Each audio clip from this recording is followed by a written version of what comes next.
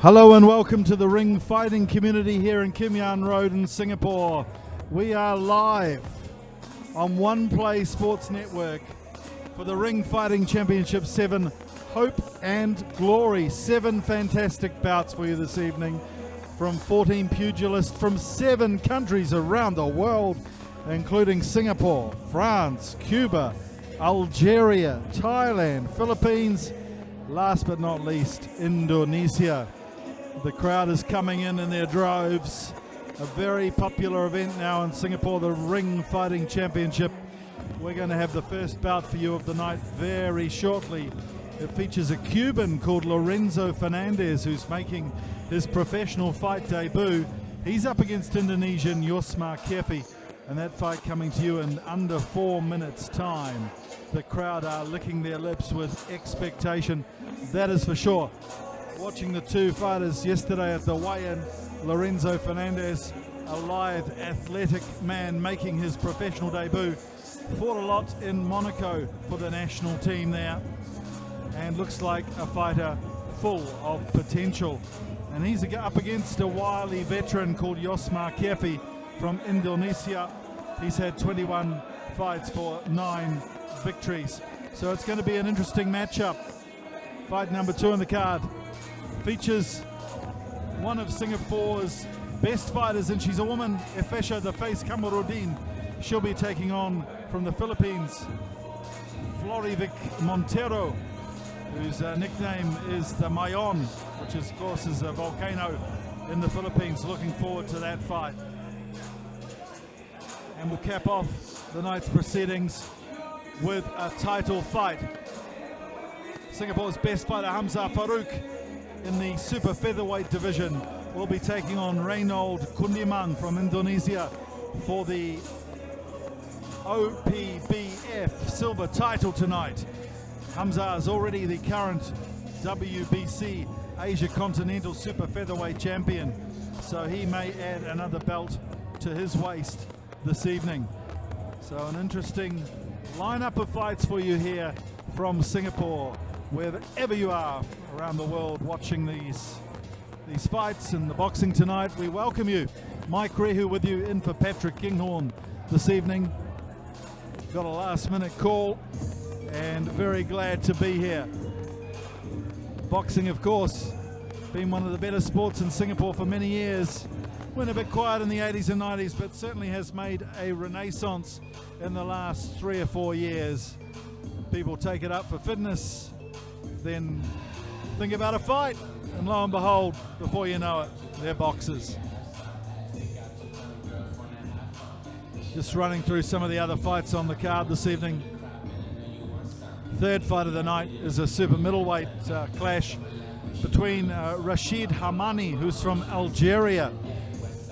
Interesting piece of trivia, his father went by the name of Lassif Hamani, fought Marvin Hagler back in the 80s for a middleweight title.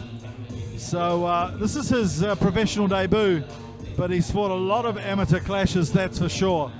And he makes his debut out of Paris, Rashid Hamani, and he's taking on a wily veteran in the form of Bambang Rusiadi from Indonesia. He'll be having his 21st fight of his professional career tonight, although made his pro debut back in 2005.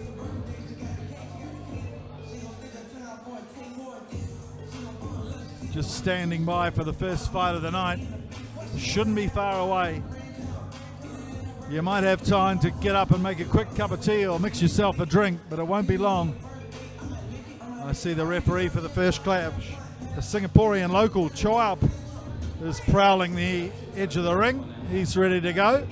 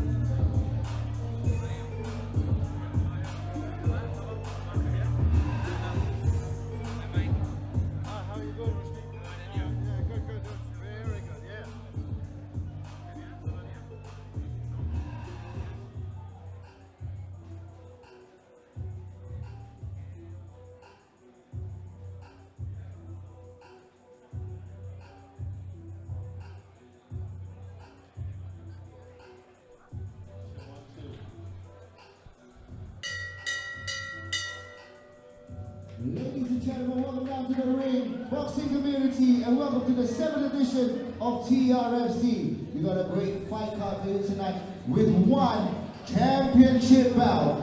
Before we start, everybody in the building, make some noise! Let's right, straight to boxing. The first bout for this evening is a professional bout, and it's a non-title bout, and it's for the men's middleweight category. This bout has been brought to you by Golden Glove Asia Promotions. This bout has been scheduled for 4 3-minute rounds. Refereeing this bout is Mr. Sholin.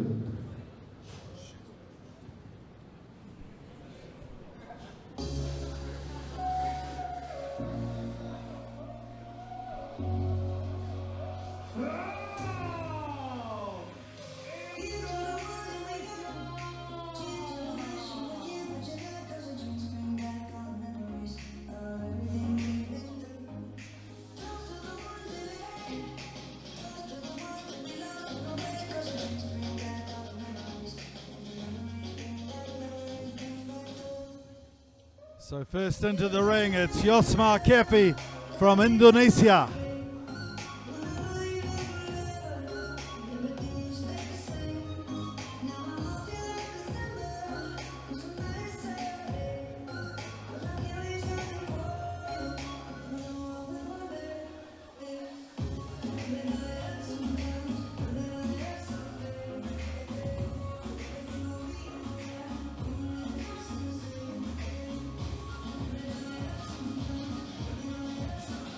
I think he's just having a bit of difficulty finding his mouth guard.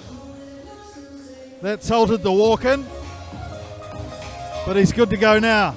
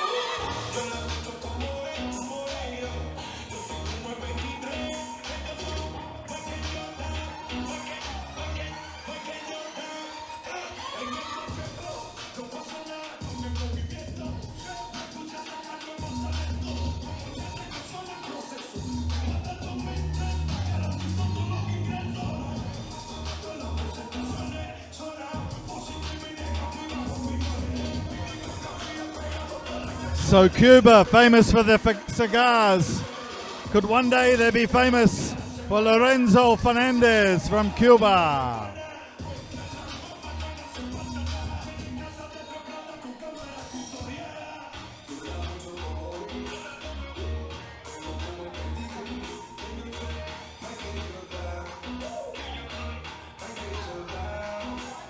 So we're all set up for the first fight on the card. It's a men's middleweight division bout at around 72.57 kilos. Ladies and gentlemen, once again, this is a non-title professional bout for the men's middleweight category. This bout has been brought to you by Golden Glove Asia Promotions. This bout has been scheduled for 4 3-minute rounds.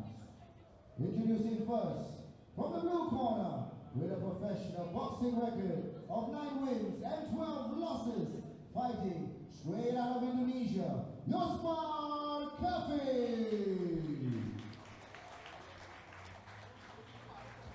And his opponent, making his professional fighting debut at the Ring Fighting Championship, fighting in the red corner, all the way from Cuba, Lorenzo Fernandez.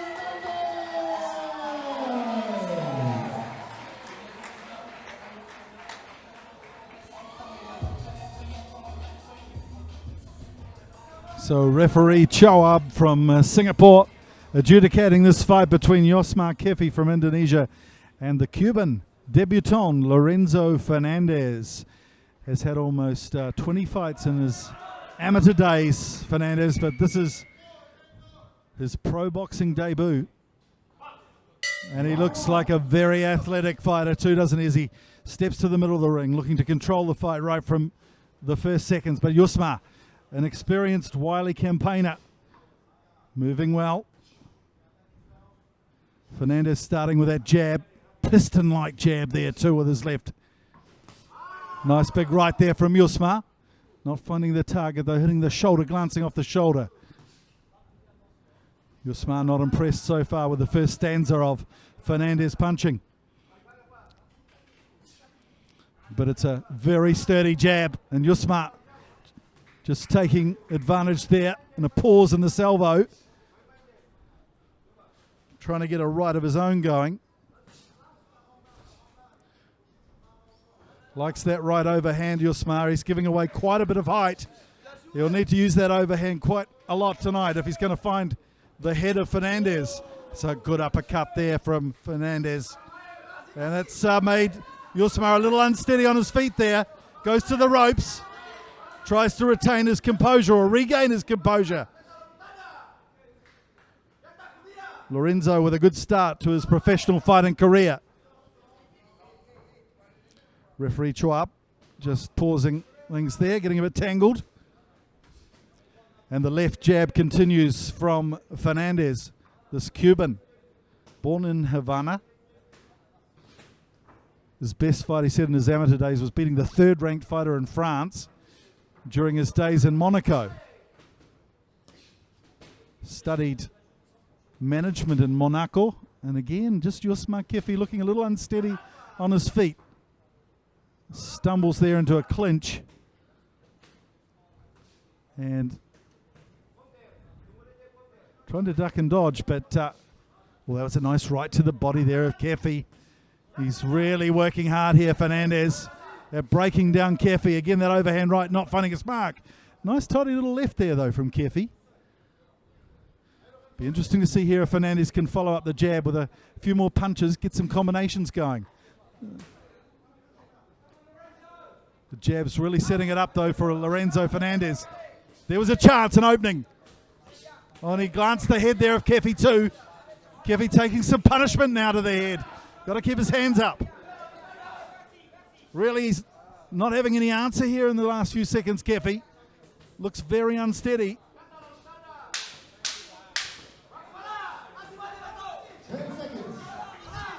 4 3-minute rounds this fight. As we approach the end of the first, Kefi struggling to stay with it and ends with a flurry. Don't discount Kefi here. Always difficult being the shorter man. As we see one of our glamorous ring girls make her appearance. Lisan and Ina with us tonight.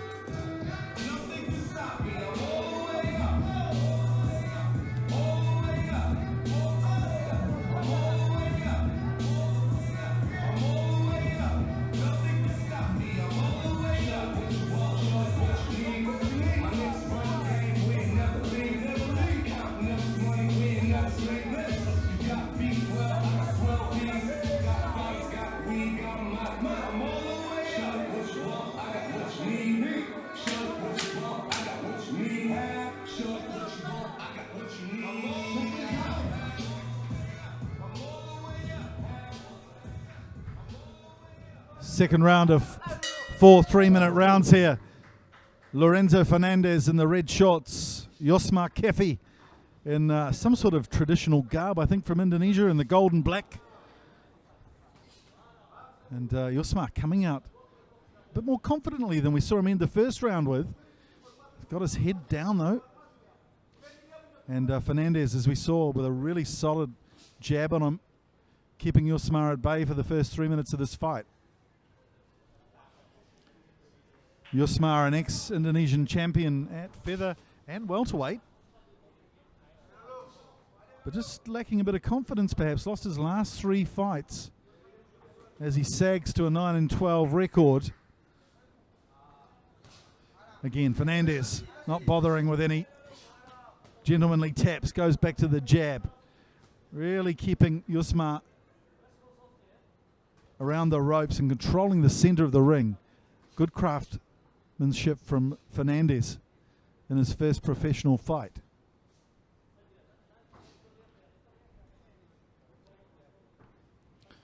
Usman ready for another barrage here from Fernandez.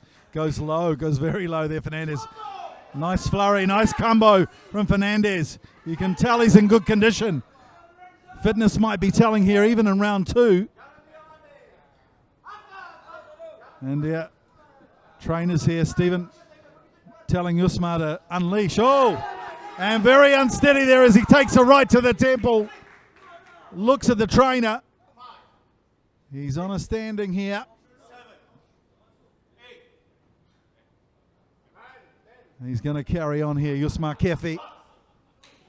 Well, that was a good flurry of punches, good combination from Fernandez as he gets to work again with that left jab. Usman tries to go inside, can't land anything. Fernandez with some nice evasion there from Fernandez. And again, a couple to the head of Usman, setting him up here on the ropes. Usman defiant though. Uppercut, not quite finding its mark there. Some wild punches from Usman. And again, setting him up with a beautiful right hand. Fernandez. Again, continuous right hands here. Usman struggling now. Lorenzo Fernandez in his professional debut.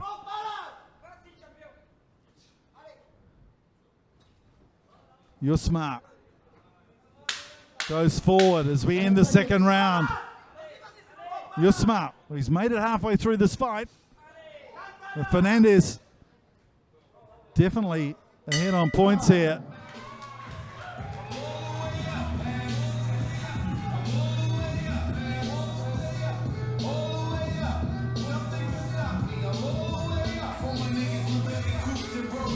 And it's one of the Ring Fighting Championship ring girls, Ina.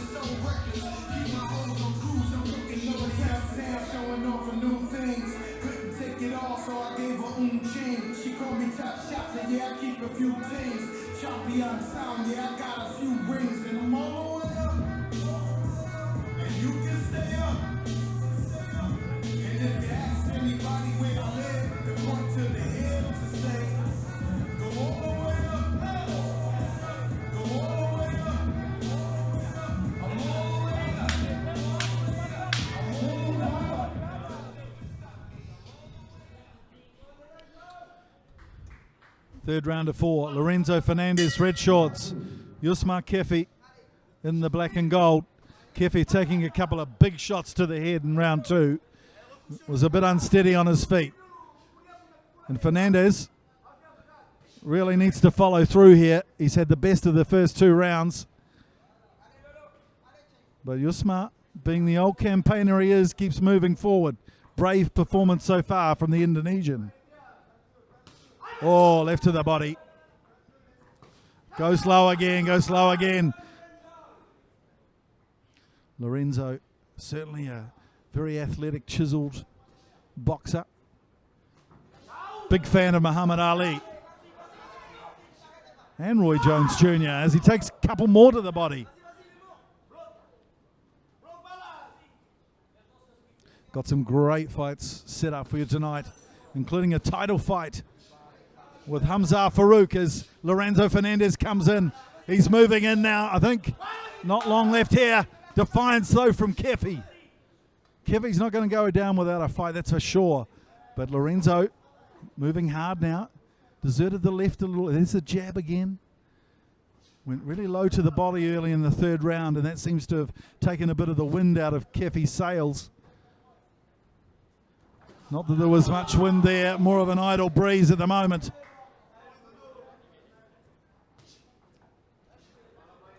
Kefi plies his trade as a bodyguard and security man. in Jakarta as he takes another one to the side of the head. That was a good shot from Fernandez. Again, goes to the body, then the right. Nasty pattern starting to emerge here for Kefi. Trying to cover up those ribs, leaving himself open to the head. Goes low again, Fernandez. Kefi, though, brave. He's taken some punishment. Now it looks like Stephen, the trainer, has fallen in the towel. So Lorenzo Fernandez starts his professional career with a victory, a good victory over the Indonesian Yosmar Kefi.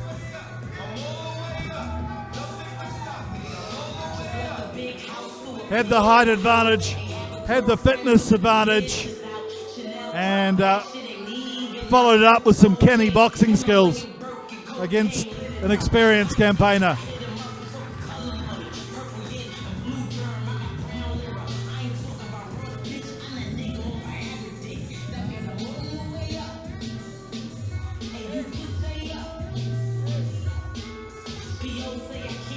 I'm sure we will see more in Singapore of this young Cuban, Lorenzo Fernandez. Starts his professional career with a win. Let's cross now to Abu in the ring for confirmation of the decision.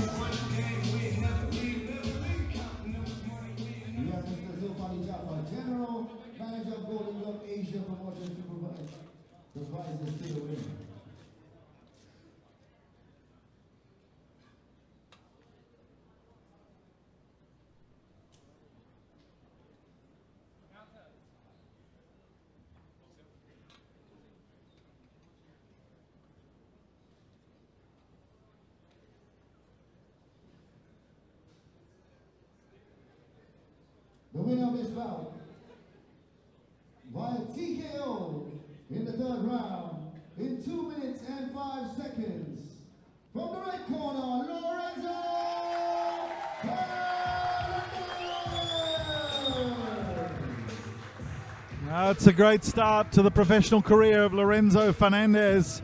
A victory over Yosmar Kefi. The Indonesian's night didn't start well, forgot his gum shield in the walk-in, and ended up even worse with a loss to Lorenzo Fernandez. That's right, one more time. Congratulations to Lorenzo Fernandez! That's right, Lorenzo, that was the first. That was your first debut fight and you won. Anything to say to the people that came here to support you? Thank you very much. Thank you very much. I appreciate the support I can give you. Thank you, Singapore, for coming out. Thanks. That's right, one more time. Your hands together for the winner, Lorenzo Fernandez!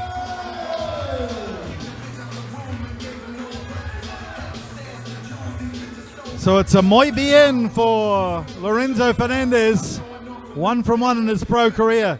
Hey, coming up next, we've got a women's fight. It's going to be a fantastic clash between Efasha, the face Kamarudin, the local heroine. She's taking on a young fighter from the Philippines, Florivic Montero, nicknamed the Mayon, the Volcano. Stay with us on One Play Sports Network for the Ring Fighting Championship 7. Hope and glory, it will continue soon.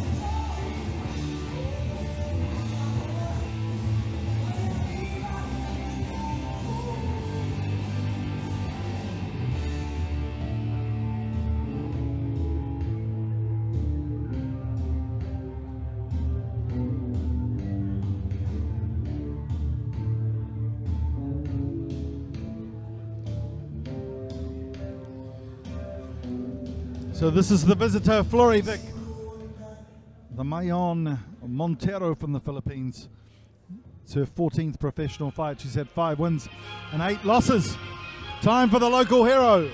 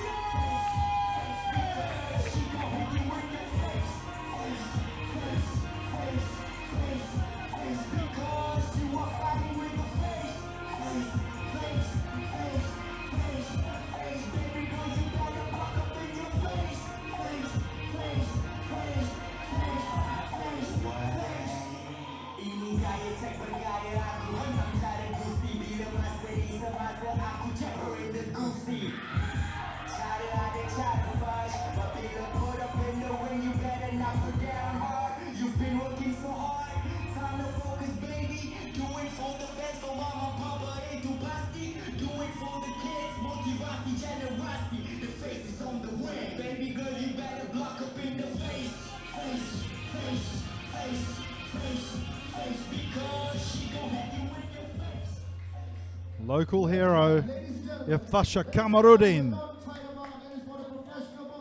Women's flyweight category. This bout has been brought to you by Golden Glove Asia Promotions. This bout has been scheduled for 4 2-minute rounds. Refereeing this bout is Mr. Somsed. Introducing first, in the blue corner, with a professional boxing record of 5 wins and 7 losses, fighting straight out of the Philippines, Florivic Montero!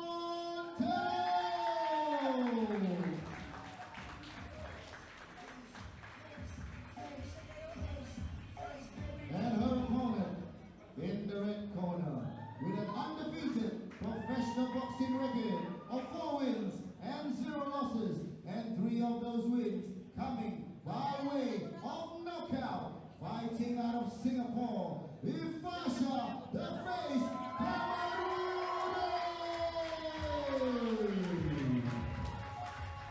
Ring announcer Abu saying it all there. 4-0 for Ifasha the Face, and 5 victories from 13 fights for Florivic Montero. I've got to say that Florivic Mayon Montero, very athletic young lady, looking very fit. She'll be a good challenger, I think, here for Ifasha the Face Kamarudin, who's obviously got the blonde hair going. A new look for Ifasha. Referee Somshri from Thailand. Good start here from Florivic. She's moved to the center of the ring and will look to control things from here. A couple of tickles on the chin there for the Filipino. She's not going to take a backward step here. Look at that look of focus in her eyes, Florivic Montero. Started the fight well against Ifasha. Obviously the crowd support will be with a local girl.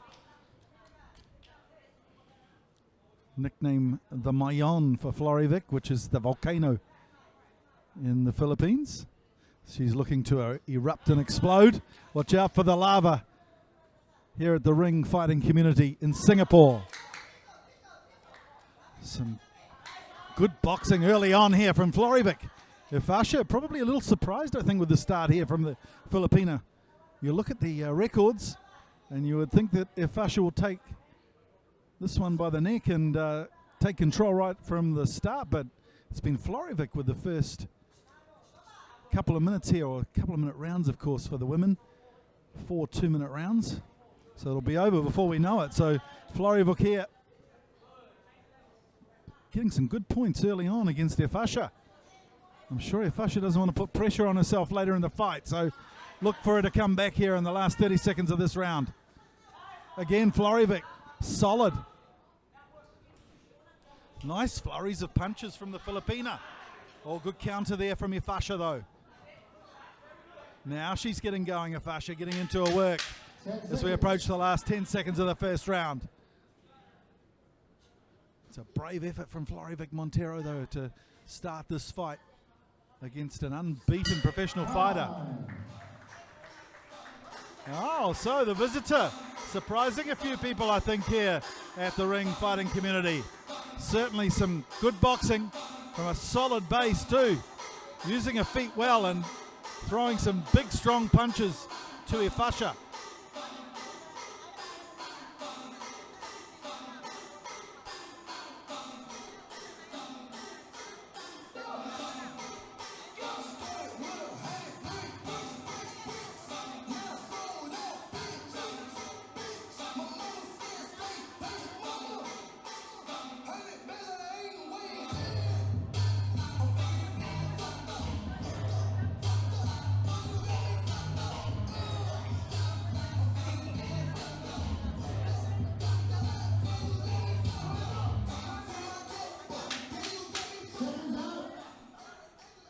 So round 2 in this 4-round contest, 4 2-minute rounds. Ifasha Kamarudin in the pink and white, and Florivic Montero in the black from the Philippines. Probably getting the better of the first round here, the visitor. And look at it, she's really fit, and I think everyone's a bit surprised here at the fighting community. This girl with a record of 5-7 before taking on Ifasha has really acquitted herself well early on. And she is looking focused. She is looking very strong here as Ifasha looks to get to the middle of the ring and take some control in this fight. Looks to get some work downstairs. Here Ifasha now with a look of determination on her face. This will be a good challenge here for Ifasha to come back. Oh, and Ifasha clips the head of Florivic there on the way through.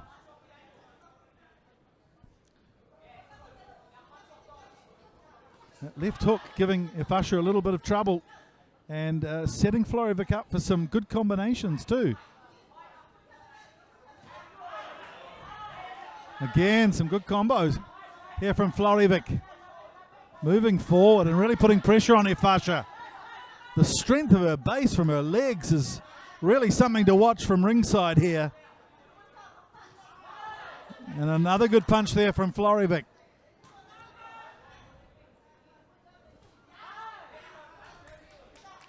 And that's where Ifasha's been able to do well in the past, is to overpower. But Florivic is having none of it today.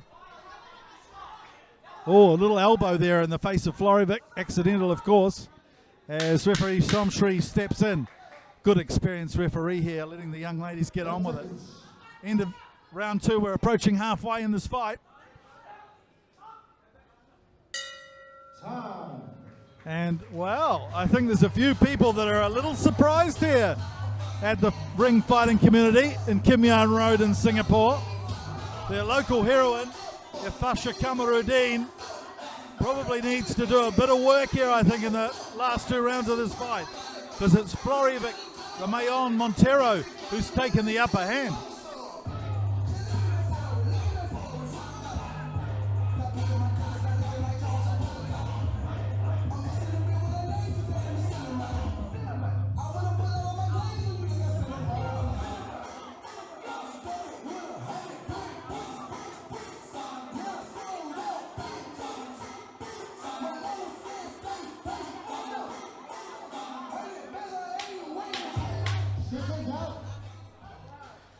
Well, Vasil Lomachenko is one of the heroes of Florivic Montero. He'd be very proud of her performance so far in the first 2 rounds of this fight. She's controlled the fight against Singaporean Ifasha Kamarudin. So now there's some pressure on the local young lady to come back in this fight. It's Florivic again with a very strong jab. Comes from a karate family. Her father's a karate do and a soldier in the Philippines. Wasn't very happy with her taking up boxing until she won a Philippines title. And she has looked so composed so far in this fight. But Ifasha comes back with some good combos of her own, and that's where she goes to the body now. Goes low with a flurry of punches. Florivic there just losing a little bit of composure in the last 10-20 seconds. Losing the strength in her body. Strength in the punches are sapping from Florivic. It's got to be a little careful here in the 3rd round. It's Ifasha in the pink and white now, looking to gain some ascendancy.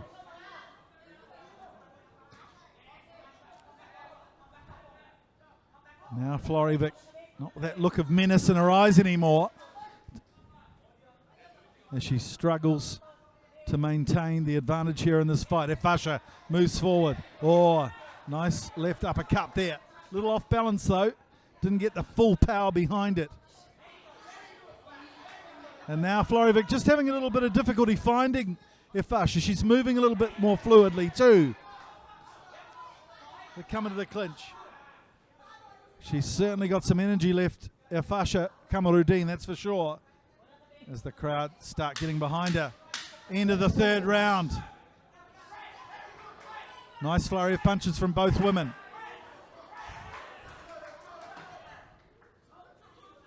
Efasha ending that third round a little better than she started the fight with, that's for sure. This is going to be a very interesting fourth round. Don't go anywhere. As Ena struts her stuff, one of our ring girls at the Ring Fighting Championship.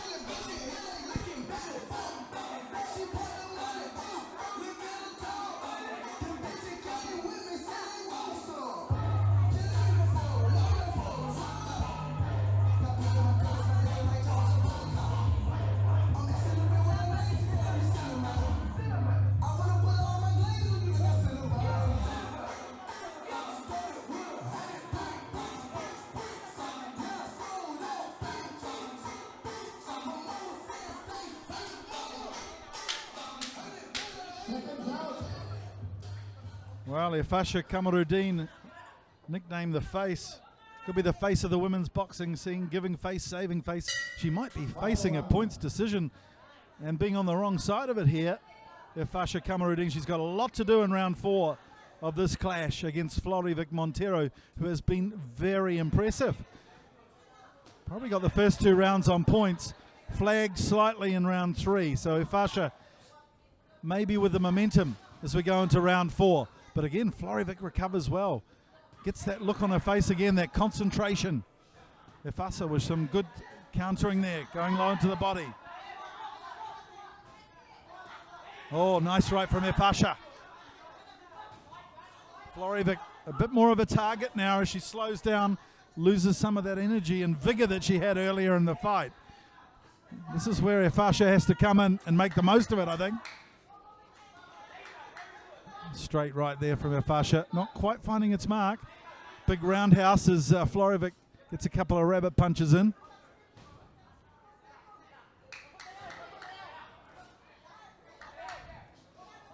Well, this is going to be a very interesting one for the judges to mark, that's for sure, as Efasha struggling to get the upper hand here, although that's a couple of good flurries there from Efasha. She finally gets Florivik against the ropes. Montero there, just losing her composure for a moment, but again, takes the middle of the ring. And Efasha really needs to push here, I think. And there she is. But again, ends up in a clinch. Efasha finishing strongly here. Good left to the body there from Efasha, as she grunts it out ringside here against Florivik. My own volcano. It's a big finish from Efasha. But what's Florivik got in the tank? She's got a couple for her as well. What a resounding finish to this fight. Amazing clash between the Filipino Florivik Montero and Efasha Kamarudin. Oh my goodness. Could this be a boil over? We'll have to wait for the judges' cards here, but this will be an interesting result at the Ring Fighting Championship 7.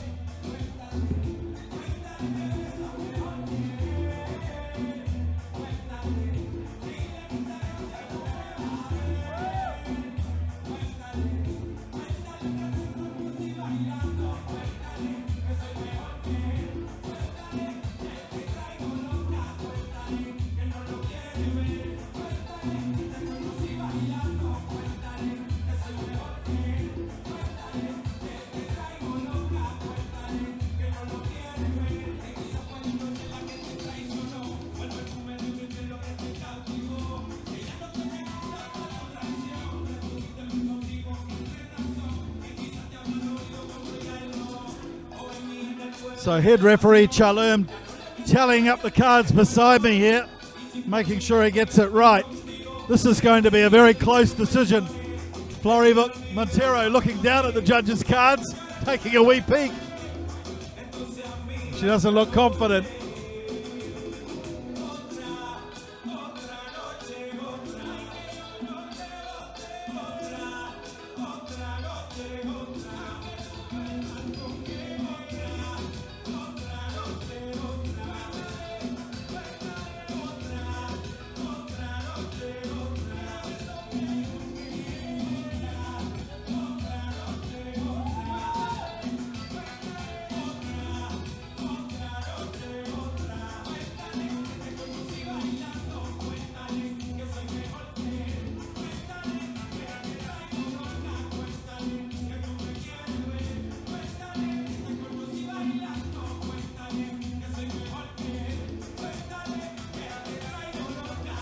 Oh, stand by. It looks like the result is almost ready here at the Ring Fighting Championship 7. This women's clash between Efasha the Face Kamarudin and Featherweight the Mayon Montero.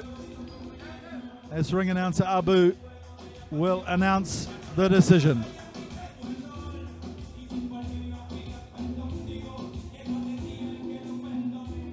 Ladies and gentlemen, the results of this bout by a split decision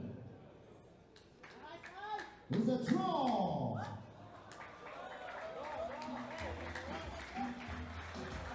Well, I don't know if you are marking a card at home, but that's an interesting decision. Featherweight the Mayon Montero coming to town and really putting the cat amongst the pigeons here with Efasha Kamarudin. And there's probably a few Filipinos who disagree with that decision, but it's a split decision, it's a draw. So Efasha with the first non-victory of her career, and I think they're Featherweight with a moral victory, perhaps, shall we say, with her first draw of the career.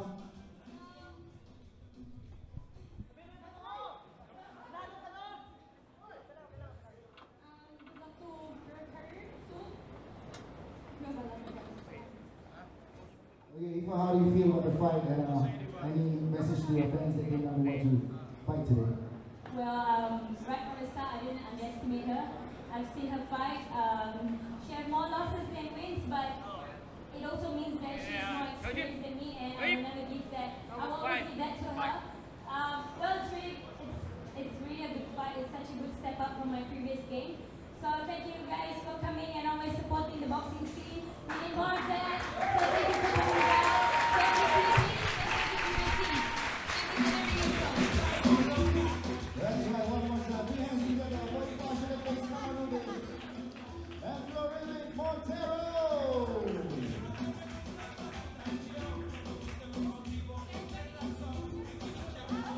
Well, that was a fabulous fight between two young women, courageous, strong women, and hats off to Featherweight Montero, who came here with a 13-7 record and really was fantastic during that fight. I think she took Efasha by surprise, even though we heard in the post-fight interview that Efasha was expecting a decent fighter. But Featherweight should be happy with the performance there, that's for sure. She can go back to Pampanga, a happy woman, that's for sure. Coming up next on the Ring Fighting Championship, we have a super middleweight clash between Rashid Hamani. He makes his professional debut, and he'll be taking on Indonesian Bambang Rusiade.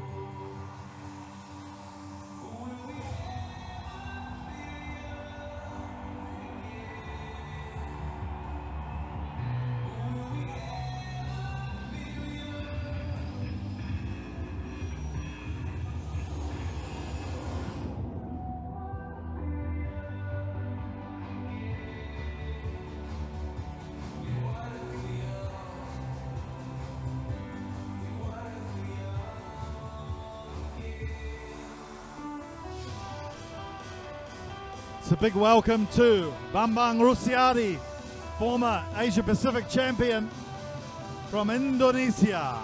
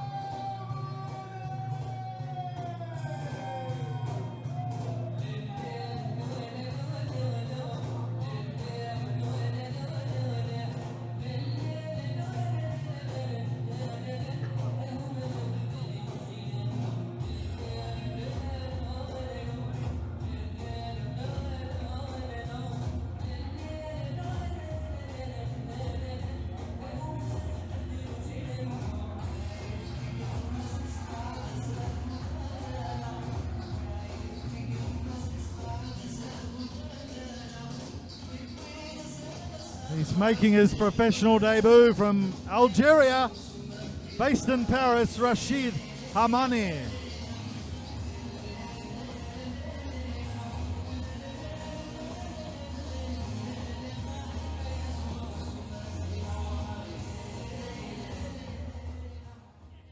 Ladies and gentlemen, the next bout is a non-title professional bout, and it's for the men's super middleweight category. This bout has been brought to you by Golden Glove Asia Promotions. This bout has been scheduled for 6 3-minute rounds. Refereeing this bout is Mr. Aru. In the blue corner, with a professional boxing record of 9 wins and 11 losses, fighting straight out of Indonesia, Bambang Rusiadi.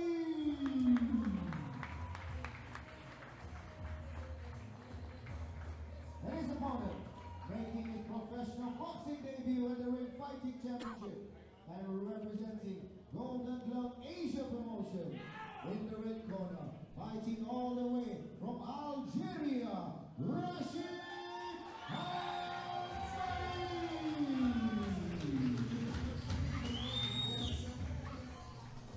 So referee Aran calls them in the middle of the ring. Aran from Thailand, the referee. Hamani, Algeria. Rusiadi from Indonesia. 6 rounds, 3 minutes. And it's Hamani's professional debut. A decorated amateur, that's for sure, Hamani. And got some amazing genes. His father, Lusif Hamani, once fought Marvin Hagler. Fantastic middleweight.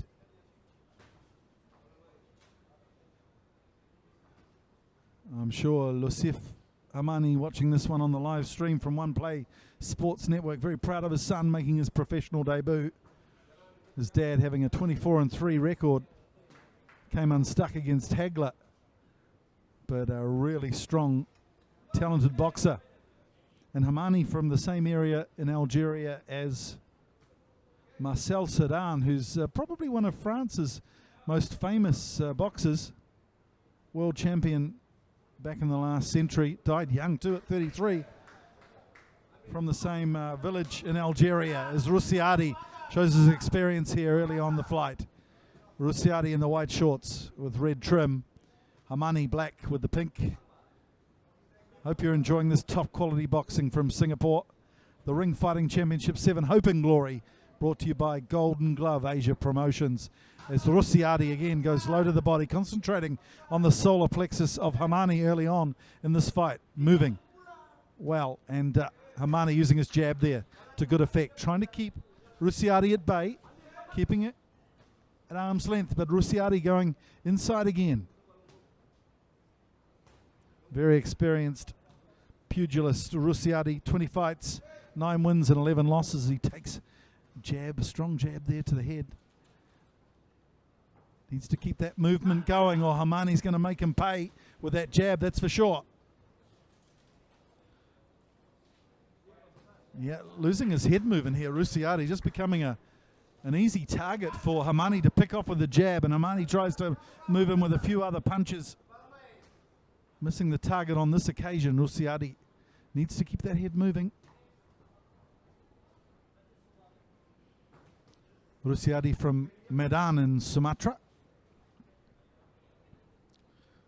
Former Asia Pacific champion. But he has lost his last 3 fights, Rusiati, so I guess a matter of confidence here for the Indonesian. Coming up against debutant in Hamani. There's some good punches being traded here by the two fighters early on in the fight. Nice even matchup by the looks of it. Hamani looking fit though. Obviously been training hard for this fight, his first professional clash.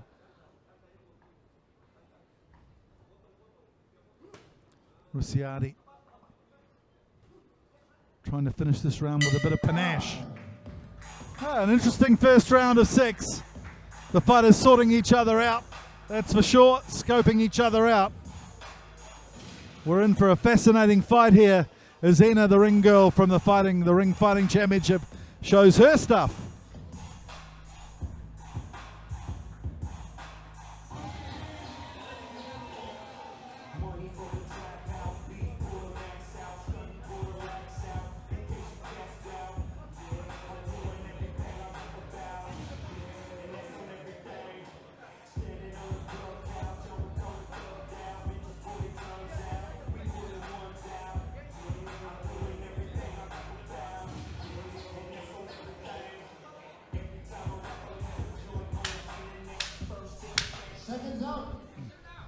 So Rusiati's trainer there during that break, just trying to work on his head movement. Very important. Getting caught quite a few times repetitively by the jab of Hamani. So let's see if he's learned anything off the trainer there as we move into the second round of this 6-round clash.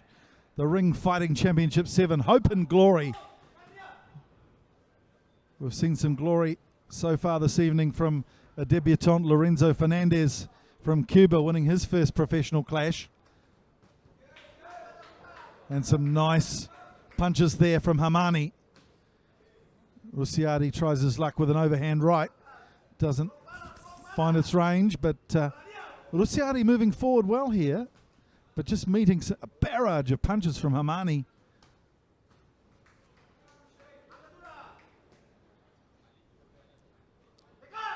Hamani getting square on there.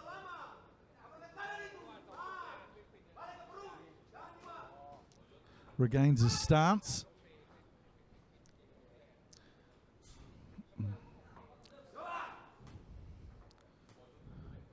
Rusiati just moving in slowly but surely. Gets Hamani up against the ropes. Good defense from Hamani though. Gets himself extracted from the ropes on the side of the ring.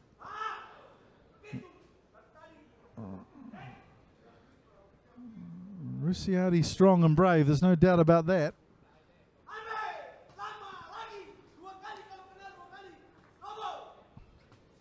Goes with the right this time, Rusiati. But again, a jab from Hamani, then a nice combination. That'll sap the petrol tank of Rusiati. Looks a bit shaky as he took a couple of very strong punches from Hamani. Hamani follows up with some jabs and some straight punches. Rusiati, though, just keeps moving forward. Hamani up on the ropes again, but oh, nice punch there, nice right. Couple of rights there from Hamani. Although there's a big flush on the left eye of Hamani. Rusiati's caught him with a couple. Bit of blood now appearing on the orbital of Hamani. So Rusiati here. Any sign of that will spur him on, that's for sure. Rusiati from Medan, Sumatra. Brave fighter, that's for sure. Really would love to turn around his career after 3 straight losses, that's for sure. Yeah, there's some blood now coming down the cheek left cheek there of Hamani. Not obstructing his vision at the moment. He's okay. But that could have an effect later on in the fight as we end the second round here. Hamani goes to the body, then a nice straight punch to the face of Rusiadi.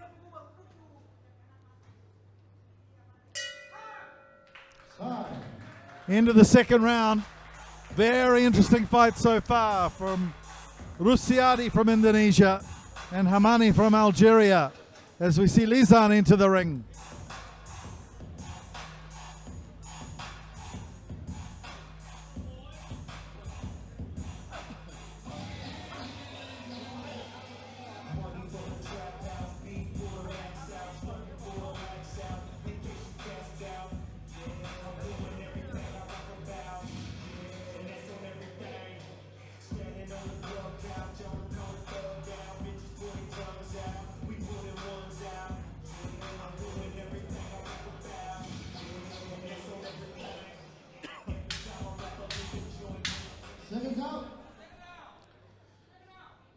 Referee Arun calls the fighters to attention. Third round of 6 here in the super middleweight clash at the Ring Fighting Championship 7. Rashid Hamani in the black with pink trunks, and Bambang Rusiadi white with red trim.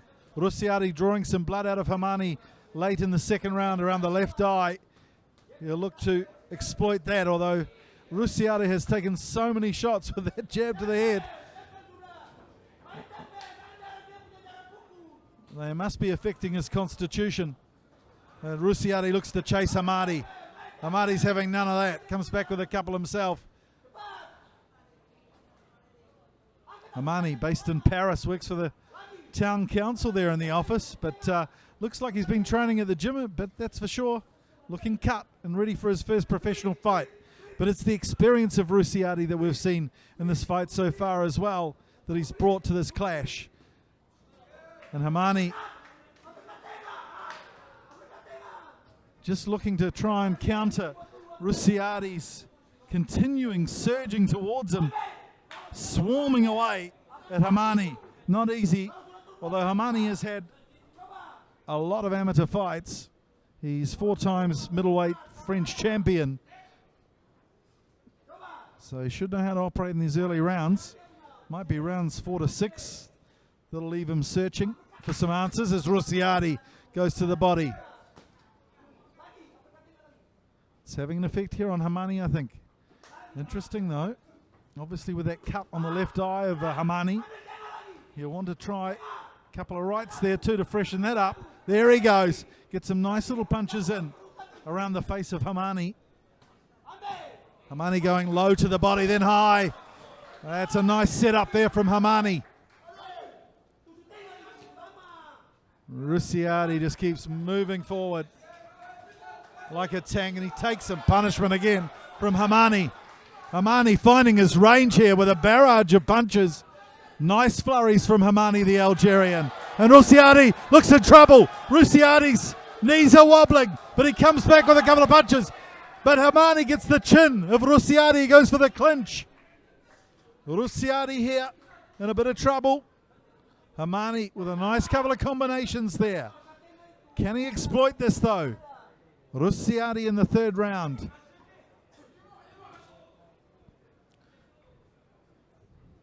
Hamani taking his time, patient. Again goes to the body of Rusiadi. Then to the head. We've seen that. It's getting very familiar. The pattern, isn't it? Rusiadi looking to cover his ribs for that left. Getting clipped on the right. And Hamani again comes in on the attack at the end of the third round, approaching halfway in the 6-round contest. Hamani gaining some ascendancy here at the end of the third round. Rusiadi with a good couple of rounds to start off. Looking strong, surging, but Hamani finding some answers in round 3.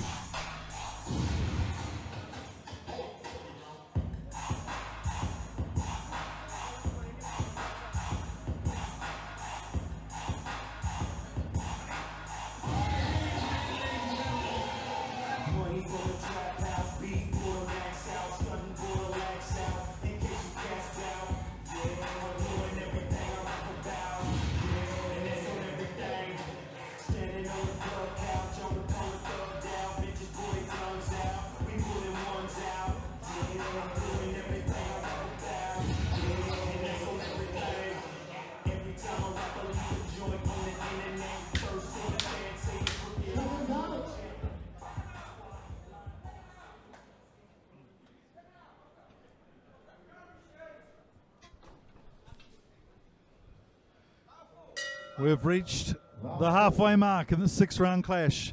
Start of round 4. Hamani comes out looking strong. Had a very good third round against Rusiati. Rusiati, though, regained his composure now. He's having, the strength of the punches from Hamani. He's really come alight here. He's on fire, Hamani, at the start of round 4, making Rusiati pay. Rashid Hamani from Algeria in the black trunks. Looking good. Rusiati just slowing down a little bit here. He was relentless in the first 2 rounds moving forward on Hamani, but Hamani certainly slowed him down with some strong punching. Hamani's gained a lot of credit with that right hand to the head of Rusiati after setting up the low lefts to the body. Oh, there's a nice right straight from Hamani. And Hamani just showing some good head movement there, and Rusiati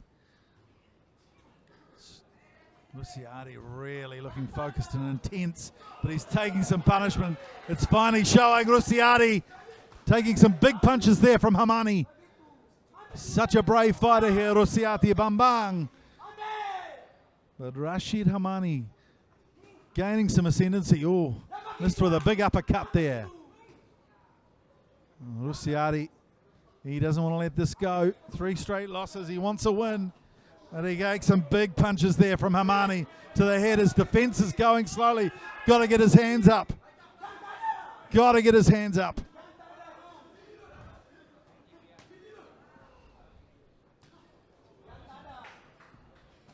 Oh, there's a good uppercut from Hamani. And Rusiati is melting away here. Not looking good here for Bambang Rusiati as Rashid Hamani goes on the attack. But you can't say enough about the bravery of Rusiati. And that's, I think the referee's calling it off. And Rashid Hamani starts his professional career with a victory over the brave Bambang Rusiati. Oh my goodness, he took some punishment there in the last round and a half.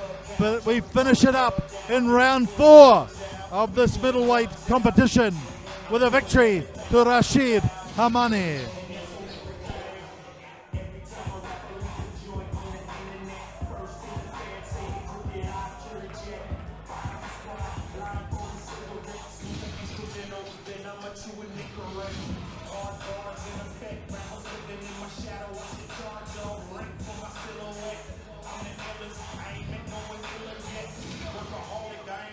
Well, Rashid Hamani, his first pro fight, took those prize ring gloves that he wears and used them to good effect. The 2009 Mediterranean Games gold medalist with a victory in his first professional fight against Bambang Rusiati.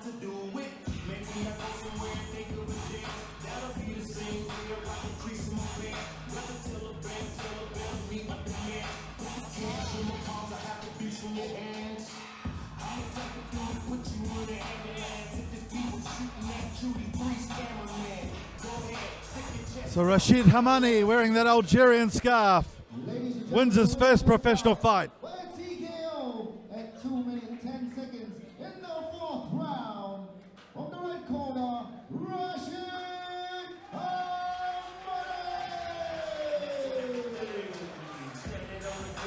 Good start to the professional career here at the Ring Fighting Championship 7 for Rashid Hamani from Algeria. Promoter Rushdie celebrating the victory with him, that's for sure. Good work from referee Aran there too, stopping the fight in the 4th round. TKO victory to Rashid Hamani. That's right, ladies and gentlemen. We're going to ask Hamani a few questions, and we have Mr. Rushdi Hajar, founder of the ring boxing community here, to do the translation for Rashid. So Rashid, how do you feel winning your first pro fight right here in Singapore? Bonsoir à tous.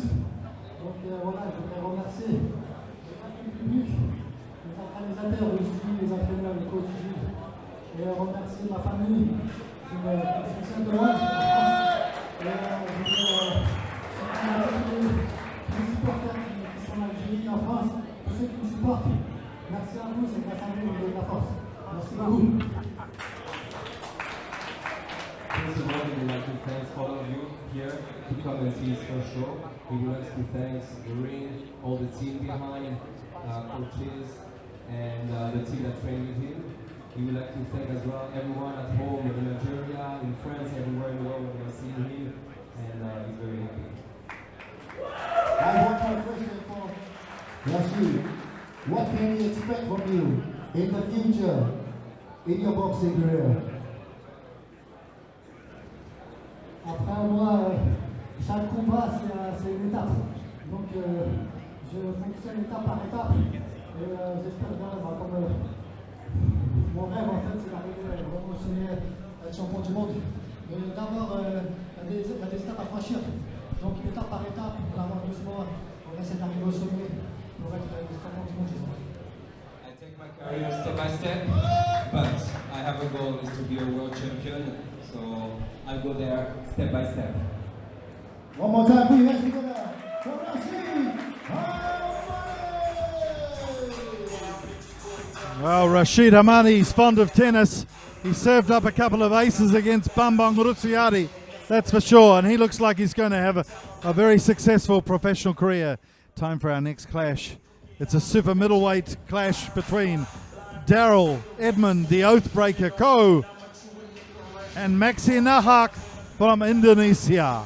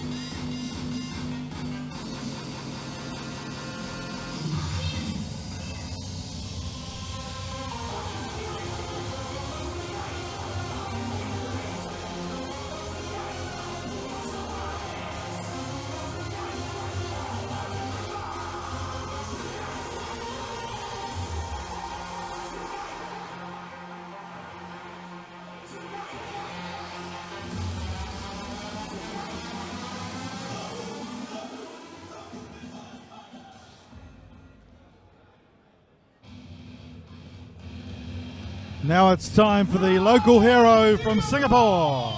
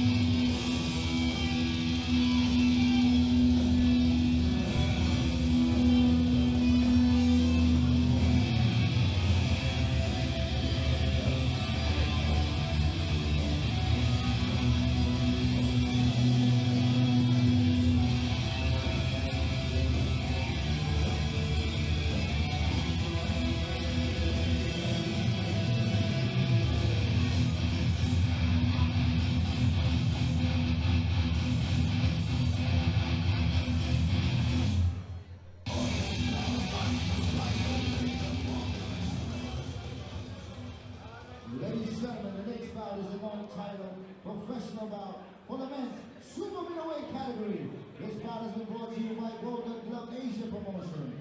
This bout has been scheduled for 6 3-minute rounds. In the blue corner, with a professional boxing record of 8 wins, 17 losses and 3 draws, fighting out of Indonesia, Maxi Nahar.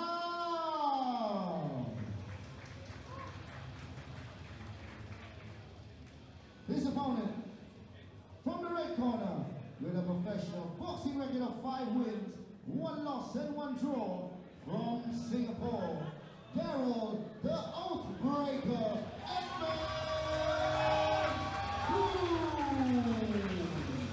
There's something very old school about Daryl the Oathbreaker Edmund, isn't it?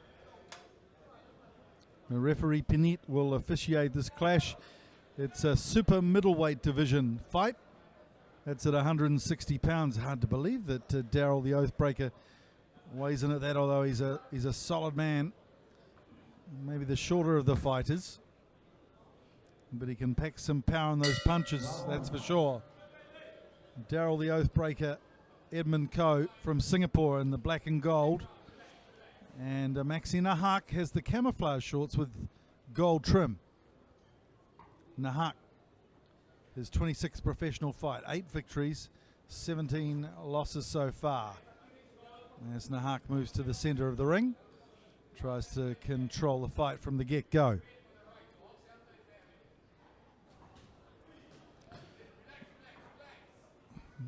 Daryl the Oathbreaker's coach, Darren De Silva, barking instructions from ringside. As Nahak goes on the attack, sets him up with a big, strong combination here in the blue corner. Nahak. Good comeback though, good counter attack from Daryl Ko. Uppercut from Nahak. Nahak, he's had some highs in his boxing career. Former WBC title clash in Korea, won that one at middleweight against Lee the Spear Yun Chung. That was certainly the highlight of the career. He's had a pretty dry run in the last year or two. In fact, since 2017, 6 fights without a victory, but had a win in July to turn things around. So looking a little bit more confident here, Maxi Nahak. Taking his time as Edmund Ko moves in for the attack. 6 rounds this contest. So a long way to go, that's for sure. Don't forget, later in the evening we have a title fight here at Super Featherweight for the Oriental Pacific Boxing Federation silver title. Hamzah Farouk from Singapore will take on Reynold Kundimang from Indonesia.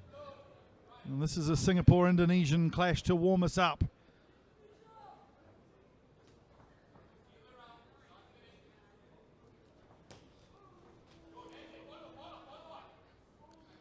So Nahak. Not much footwork from Nahak. As Ko moves in.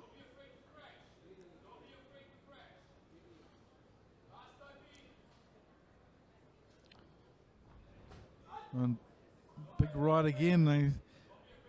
Edmund Ko's going to have to be careful of that right hand of Nahak. Mad Max looks like he's got a bit of power there on that right. He's really just trying to set it up, that's for sure. Again, just throwing just rights here, Nahak. Oh, nice uppercut there from the Oathbreaker. Well, this is a great finish to round 1. All of a sudden, the tinder paper's been lit, and away we go at the end of round 1. Great finish to the opening round here. 5 rounds to go at the Ring Fighting Championship 7. Hope and glory. And that last 10 seconds of round 1 has certainly given us some hope for the rest of this clash.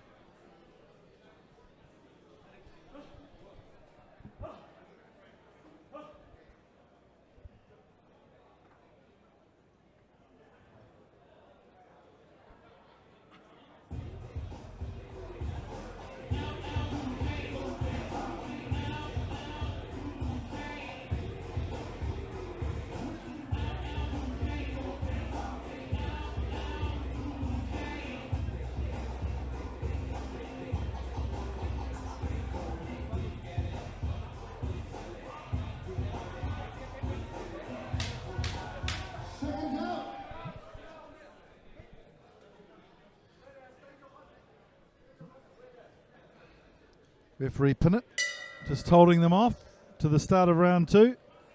And away we go. Interesting round 1. Maxi Nahak with virtually no footwork, just tracking Edmund Coe down and trying to unleash that magnificent right hand of his. There's a lot of power in it. Not really finding its target much in round 1, but certainly threatening to. And Coe's going to have to be very careful of that right hand of Nahak. Again there, just some nice elusiveness from the Oathbreaker and a good counter punch there to keep Nahak honest.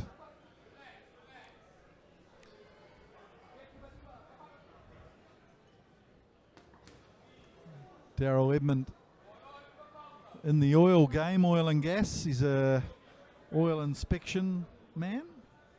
Doesn't get out on the rigs. Manages to stay in the office and then come training most days here at the ring fighting community in Singapore. Hope you're enjoying our coverage on One Play Sports Network. This is a Golden Gloves Asia promotion. And what a night we've had so far. We're virtually at the halfway mark. And there's some nice punching from Daryl Edmund Coe. Goes on the attack against Nahak and really moves it hard. Both of these fighters got a lot of power for super middleweights. And it could just take one punch from either of these fighters to decide the clash. You just get the feeling finally Maxi goes to his left hand. Haven't seen that much so far in the clash. Now he's got Coe in a corner. Can he make some hay while the sun's shining? Referee Pinnett says no. Let's move it to the middle of the ring. Nahak again with that punishing right, but really not finding the target so far. Nahak from East Timor in the far-flung regions of Indonesia. And Daryl Edmund from Geelong, the Wild West of Singapore. So East meets West here at the Ring Fighting Championship.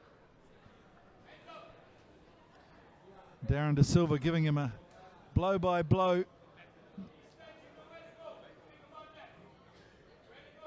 coaching advice, that's for sure.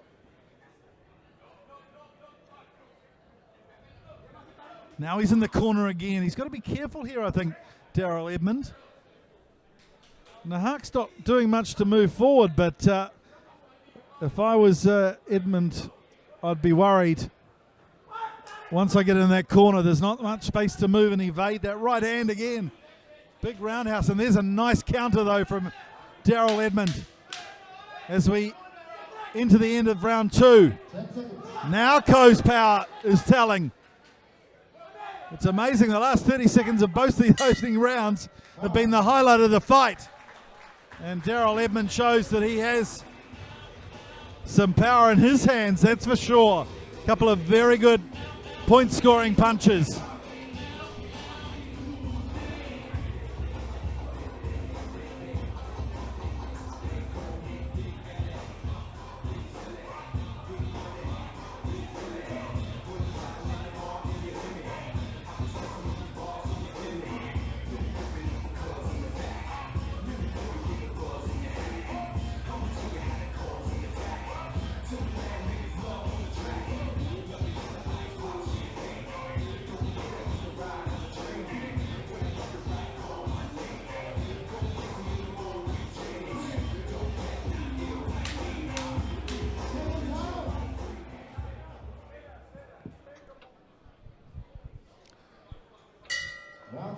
Referee Pinnett very strict on keeping the fighters in their corner till he's ready.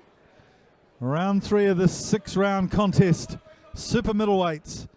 And we're seeing some explosive action at the end of each of these opening rounds. Just be good to see them get the touch paper lit early on here. And Nahak again moving in and just trying to unleash that big right of his. But must be frustrating for him because he's not really caught one at the moment with Edmund Coe. And Edmund Coe comes in, surges nicely. Always catches Nahak there when he moves to the attack. So probably needs to do a little bit more of that, moving forward rather than backwards. Nahak tracking him down though from the middle of the ring.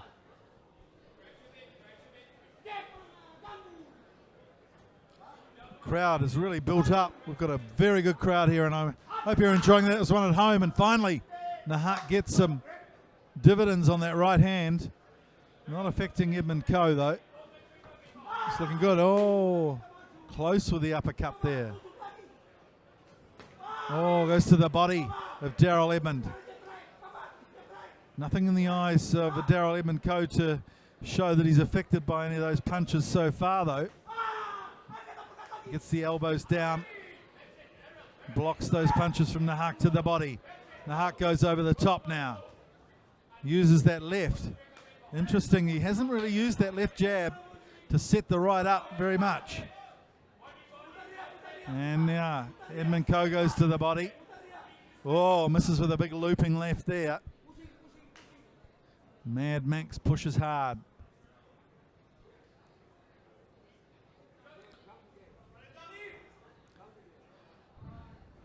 Oh, catches him with a left there on the chin. Nahak, very patient fighter, isn't he? There's a left. There's a left. Probably needs to use that more to set up the right.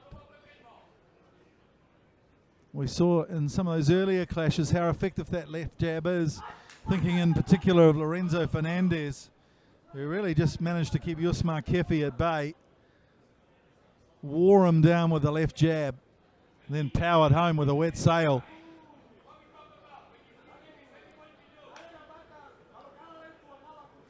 Oh, Nahak with a good uppercut there.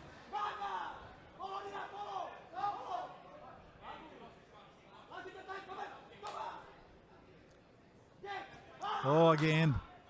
Oh, big wild left. Just misses its target.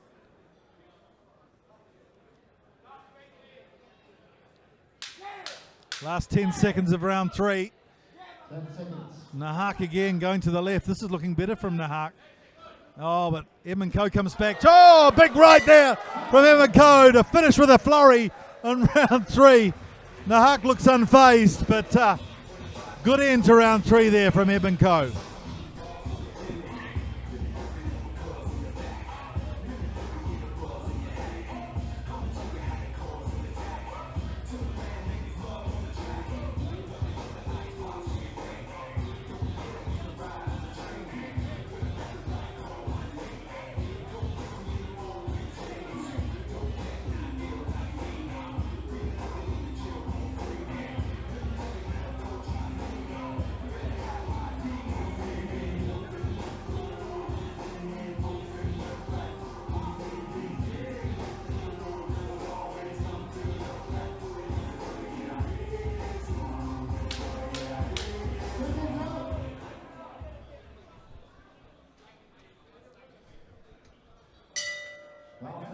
Halfway through this fight, 6 rounds. This is the 4th round. Super middleweight.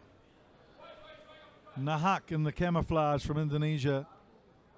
Daryl, the oathbreaker, Edmund Coe in the black and gold. And wouldn't want to be a judge in this one. It's a pretty even contest so far. And both fighters looking in pretty good nick as we enter the second half of this fight. Managed to retain some of their energy. Nahak not moving his feet much, just as you see there, just stumbling forward, trying to set up that right hand. Edmund Coe in patches has been very impressive. Moves forward hard and strong. Just love the look of Edmund Coe. He's got that old school look, hasn't he? His heroes, Floyd Patterson and Mike Tyson. And you can see there's a little slice of Patterson and Tyson in him.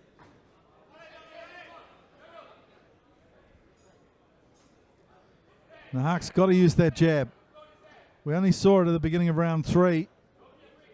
And it's effective at keeping Coe at bay. That's a good punch from Edmund Coe.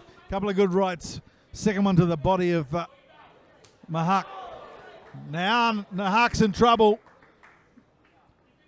Just losing energy. Gives a gaping grin to the Oathmaker and comes back with that big right. Just got to keep the concentration here. That seems to be an asset of the Oathbreaker. Very composed boxer, Daryl Edmund. And Nahak, to stay in this contest, is just going to have to keep his wits about him.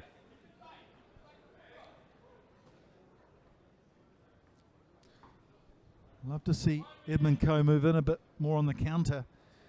Once we see that big right unleashed, It's a really big opening because he puts a lot into it, Nahak. There it is. Good barrage, good barrage. Swarms forward, storms forward, Edmund Coe. Now there's a bit of ascendancy from the Singaporean.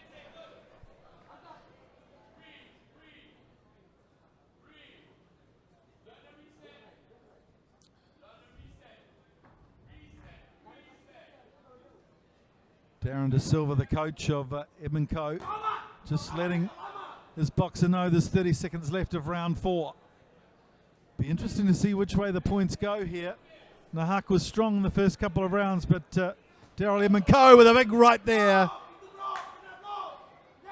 Seems to have gained some ascendancy in rounds 3 and 4.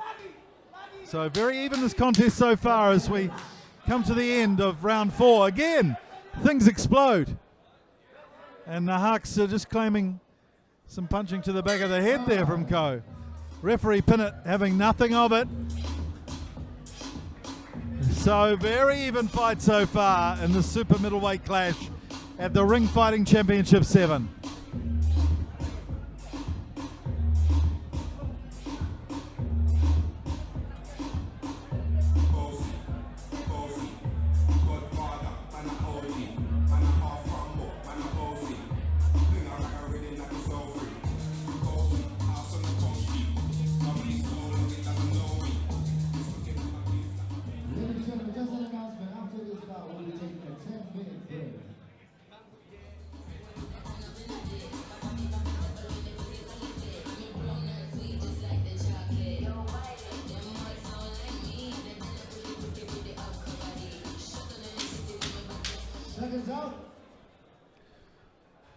I've been impressed with both boxers' fitness here in this clash.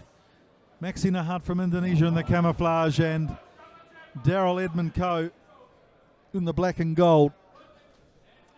Entering the 5th round now. 2 rounds to go. Super middleweight. And Nahak again goes back to that familiar shuffling in and just trying to set up his right. Couple of lefts there though, jabs from Nahak, and Coe comes back nicely. There's been some good counter movement from Edmund Coe. Now he's got him in the corner, Edmund Coe. Wants to get some punishment, but a good comeback. Uppercut there from Nahak. The oath breaker just clipping the chin there of Nahak. Referee showed some concern there too, but I think Nahak's looking pretty good.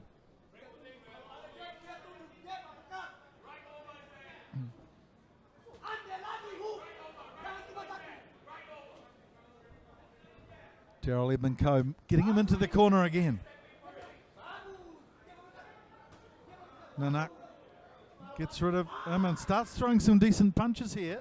Nahak, when he leads with that left jab, he's looking a lot better.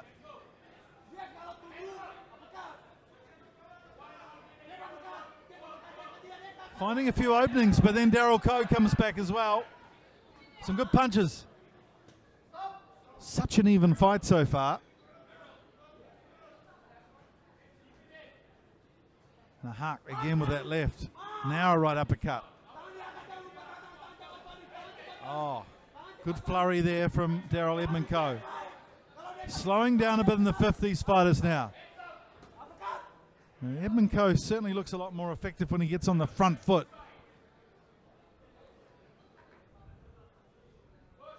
Nahak really not that nifty on his feet. 33 years old.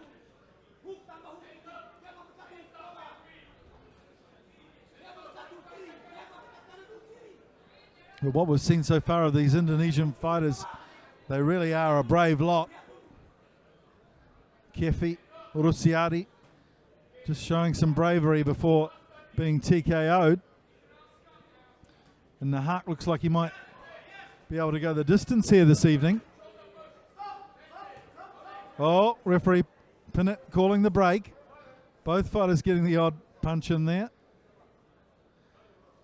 Making up, not breaking up. Pinnett demanding that the fighters listen to him as we enter the final stanza of round 5. Oh, Big right there from Edmund Coe, missing its mark. Giving Nahak some of his own right-hand medicine, but not quite finding its mark. Bit of a stalemate here as we enter the last round at the Ring Fighting Championship 7.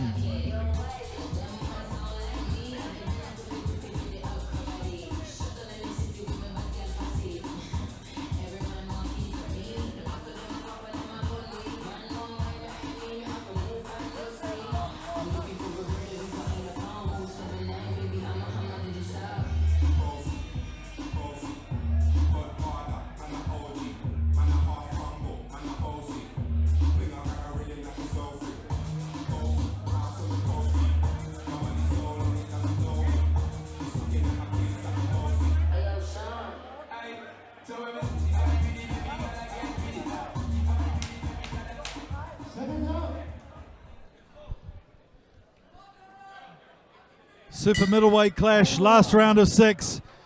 This really is a fight that either fighter could step up and take this one with a strong last round. Points must be incredibly even. Nahak strong in the early part of the fight. And Daryl Edmund Coe maybe getting the upper hand rounds 3 and 4. But really hard to say as we enter the last 3 minutes of this fight. Who's got the energy in the tank to take this one out? Maybe it's Daryl Edmund Coe coming back with a lovely counter combo there to the head of Nahak. And now the Oathbreaker is starting to go to work here on Nahak. Really is a decisive round, I think, this one at the Ring Fighting Championship. Both fighters could grab the glory here in this clash. 3 fantastic bouts for you later in the evening, including a title fight with Hamzah, local fighter, fighting for the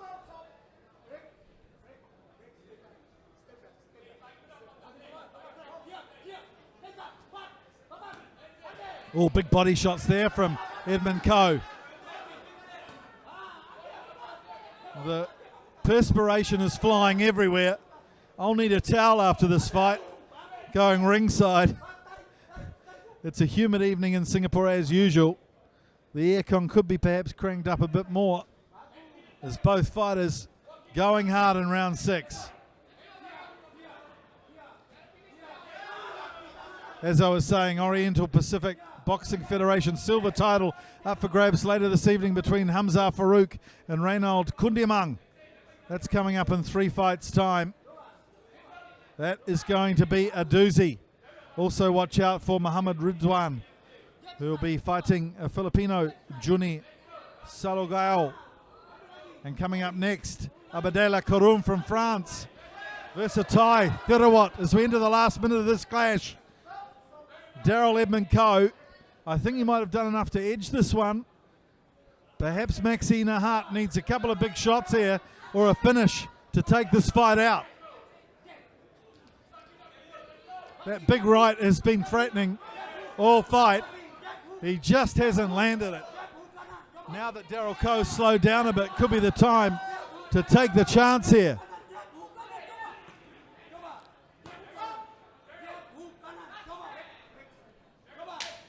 Last 10 seconds of the clash. Daryl Edmund Coe wants to finish with a flourish. Some big shots to the head of Maxi Nahak. Nice blow there for Daryl Edmund Coe. Off his feet there with energy. What a great fight there was between the Singaporean and the Indonesian. It's going to be a tight one. Perhaps the hometown boy, just in that last round, gained enough ascendancy to take a points victory here. It's down to the judges though.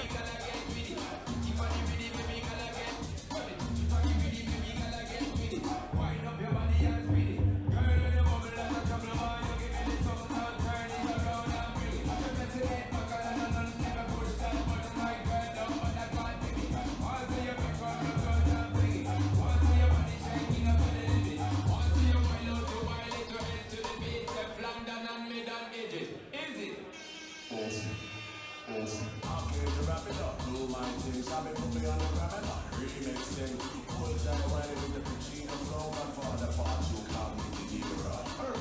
I don't know how you saw this one at home, but for me, could be a points decision to Daryl, the Oathbreaker Edmund Ko, up against the Indonesian, brave Indonesian Maxi Nahat, but didn't find that right often enough perhaps to garner the judges' favour.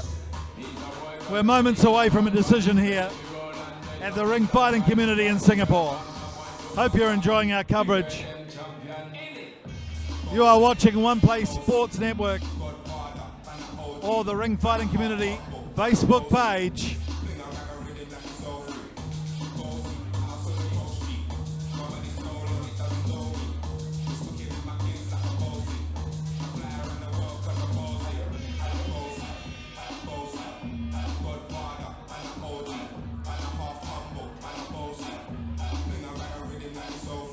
So ring announcer Abu is ready. Ladies and gentlemen, the winner of this bout by a unanimous decision from the red corner,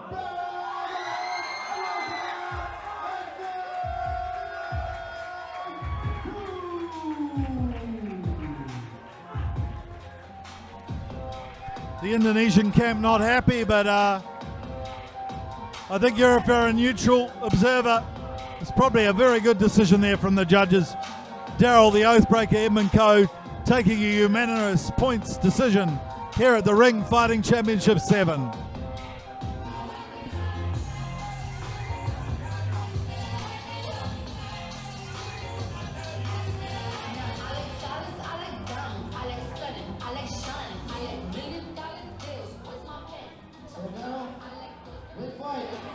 any comments or anything to say for your fans that came out and watched your box today? You guys came to see me win. I came out what you came for. I hope everything is good. I want to let you know I love you guys. My mom's watching from home. I love you. One more time, we hands together for the winner, Daryl, the Oathbreaker Edmund Ko. Ladies and gentlemen, right now we're going to take a 10-minute break before we resume with boxing. You heard the ring announcer Abu there, 10 minutes, taking a break. We'll be back with a fantastic fight between Abdelelah Karroum from France and Featherweight Yohango from Thailand. Join us then on the Ring Fighting Championship 7.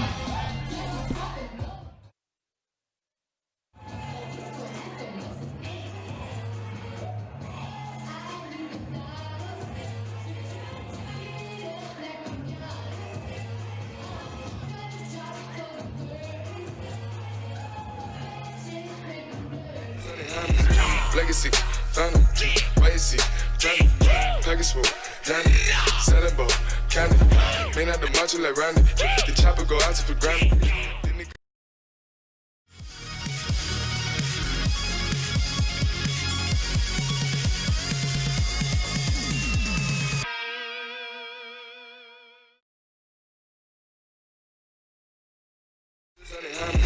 Legacy, Phantom, Legacy, Johnny, Package Swoop, Danny, Saddle Boat, Candy, may not the macho like Randy, the chopper go out to for granted.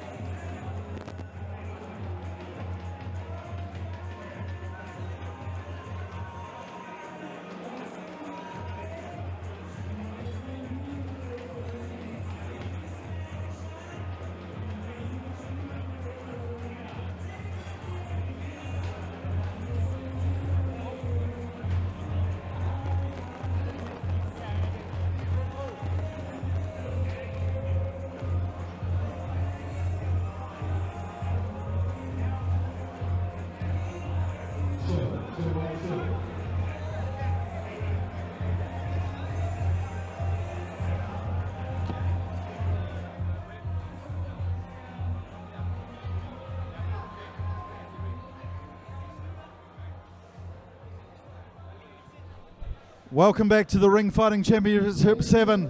It's time for our last 3 fights.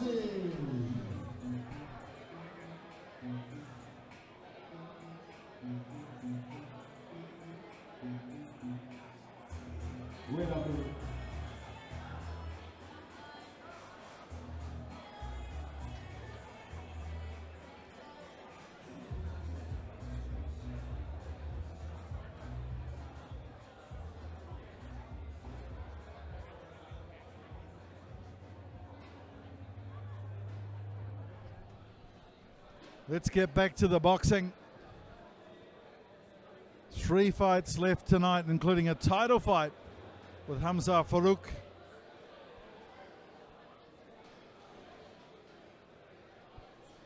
Just getting ready, set, and to go. This next clash between Abdelelah Karroum from France and Featherweight Yuhango from Thailand in the welterweight, super welterweight division, 154 pounds.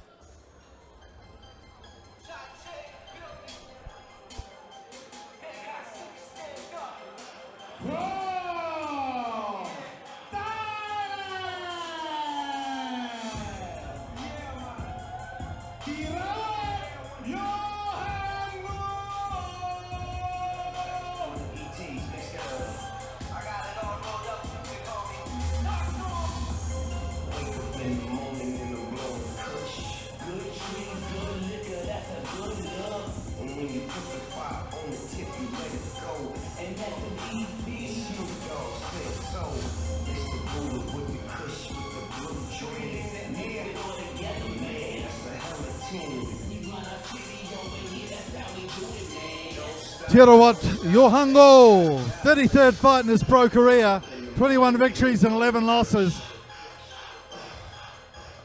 He's a great journeyman fighter and a respected coach around the Asian region.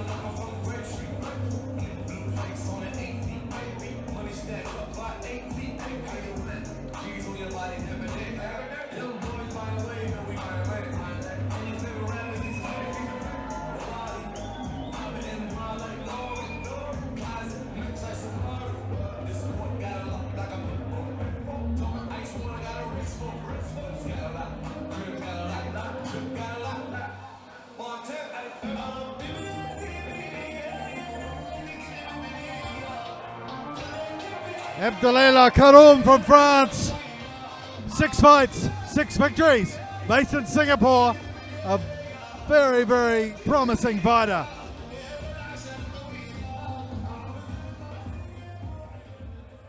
Ladies and gentlemen, the next bout is a non-title professional bout for the men's super welterweight category.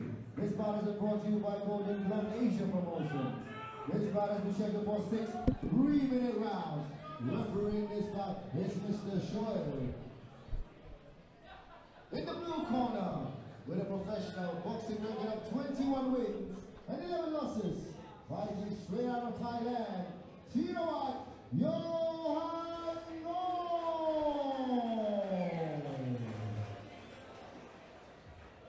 His opponent in the red corner, with an undefeated professional boxing record of 6 wins and 0 losses, and 5 of those wins coming by way of knockout, representing Golden Glove Asia Promotions and the current WBC Asia Silver Super Welterweight Champion, fighting out France, Abdelelah Karroum.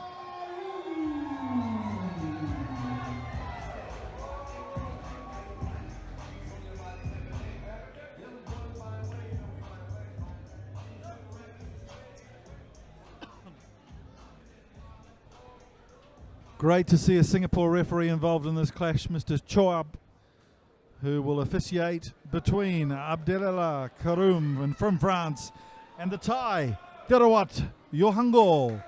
The experience versus the promise and the punching power.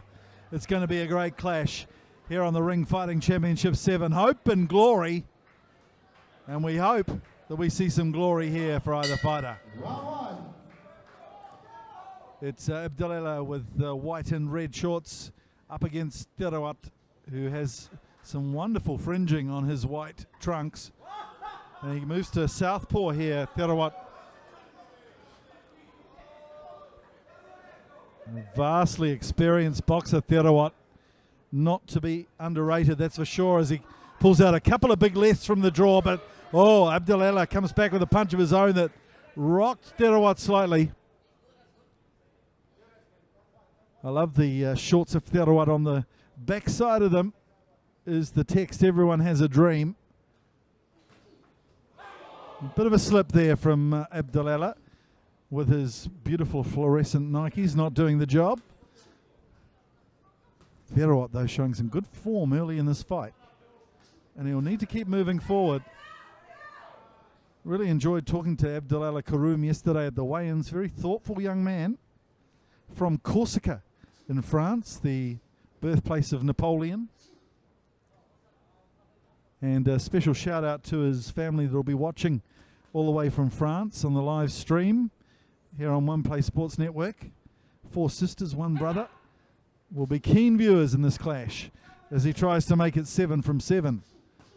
Oh, big strong punch to the body of Featherweight. It's just a super welterweight division, but oh, there's some strong punching early on in this fight from both pugilists.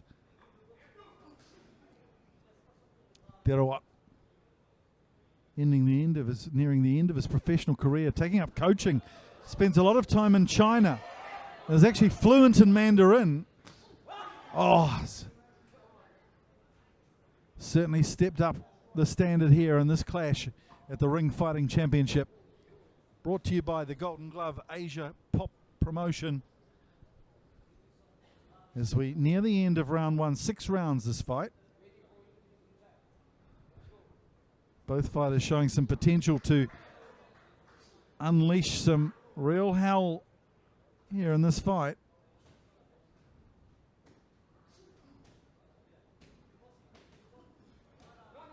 Featherweight reaching there. Got to be careful. Abdelelah, a very evasive fighter. Started young too, boxing at 16 and made the Monaco national team at 18.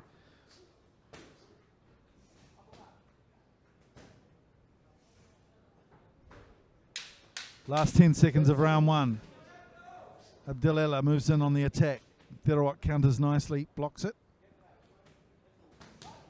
Again, leading with a left straight there, Featherweight. Interesting round 1.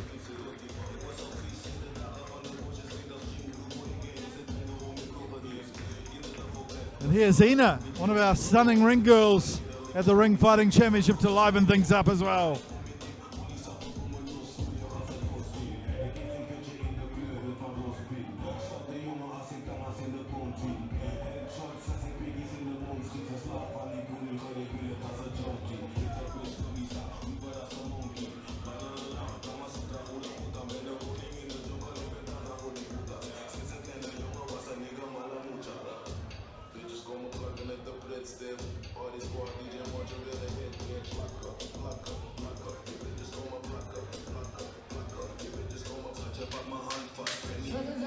The fighters keeping us in suspense. The ring girl Ina keeping us in suspenders there at the Ring Fighting Championship. Always good to have a bit of light relief in between the boxing. Karroum in the white with red. Featherweight white with gold. Adopting the southpaw stance here, the Thai.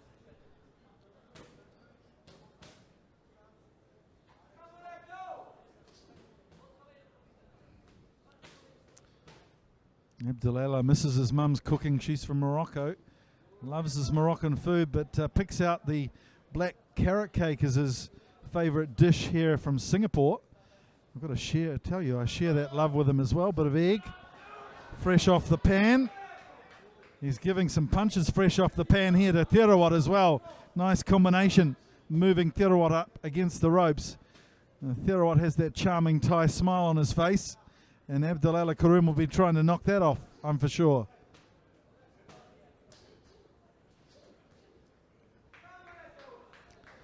And Featherweight needed to get off the ropes there. Bit of dancing, but Abdelelah approaches again. Keeps him locked in against the ropes. The punching power of these two fighters is palpable ringside. I can assure you there's some big shots going in the body of both fighters here.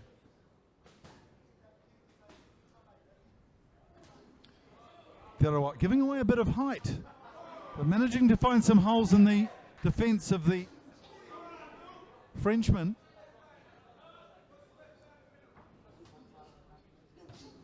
Again, getting some good purchase on that left hand, but Abdelelah moves in. A couple of shots to the head of Featherweight. Finds his range himself. We're into round 2 of 6-round contest. Super welterweight division, 154 pounds.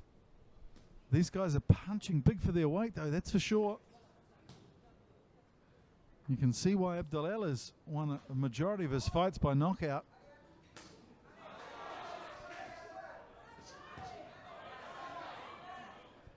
Featherweight, as I was saying, fluent in Mandarin, teaches a lot in China, Shanghai, Shandong, Beijing. Lists his favourite destination for work is Beijing. Loves the environment there. Don't know how he manages the cold winters from Bangkok. Oh, it's a big shot from Featherweight. And Abdelelah, for the first time in his professional career, is in big trouble here, Karroum.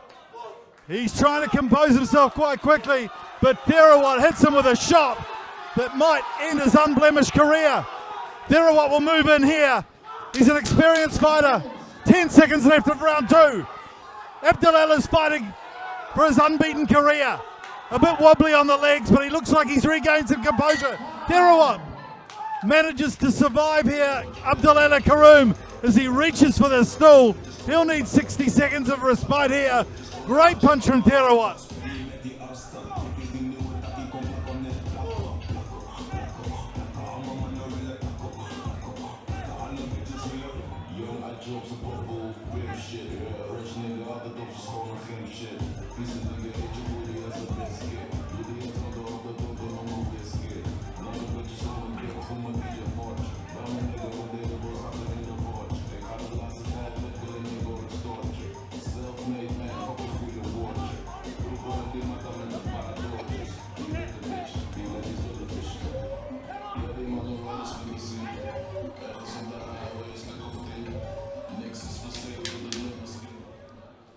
Well, this will be an interesting round 3. Abdelelah Karroum getting knocked down.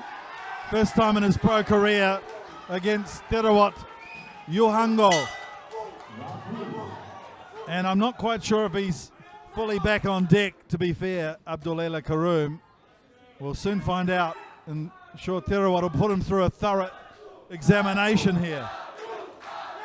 The crowd get to Abdelelah's aid, shouting some support.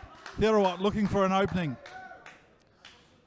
Abdelelah Karroum, as I was saying, very thoughtful young man.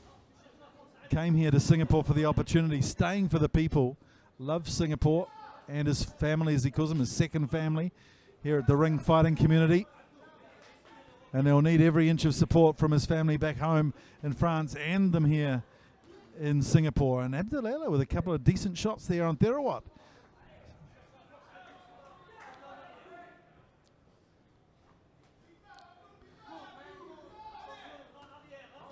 Featherweight not able to find a way through in the first stanza of this round 3. Abdelelah doing a good job at getting back, gaining some composure. Just losing a little bit of power in his shots though. Swinging a bit more air than in the first couple of rounds, Abdelelah here. Finding his range there though with a nice combination.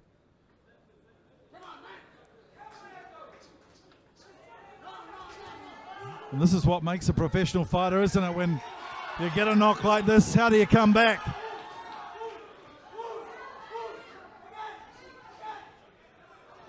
And he's come back well here in round 3 so far, Abdelelah Karroum from France.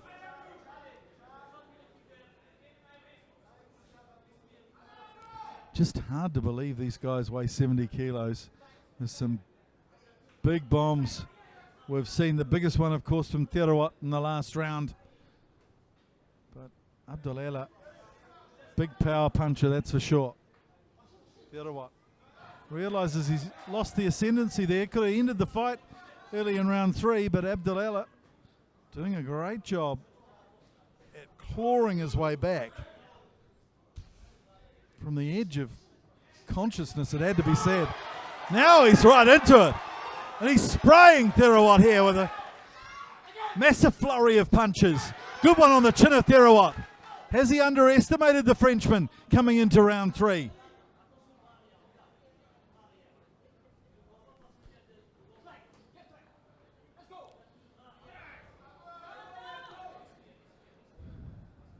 Featherweight's used to dealing with big beasts. He's got a farm where he runs cows, and he's getting milked here from Abdelelah. That's some great punching there from the Frenchman. And a good finish to round 3 to Abdelelah Karroum. What a great fight we've had so far here at the Ring Fighting Championship.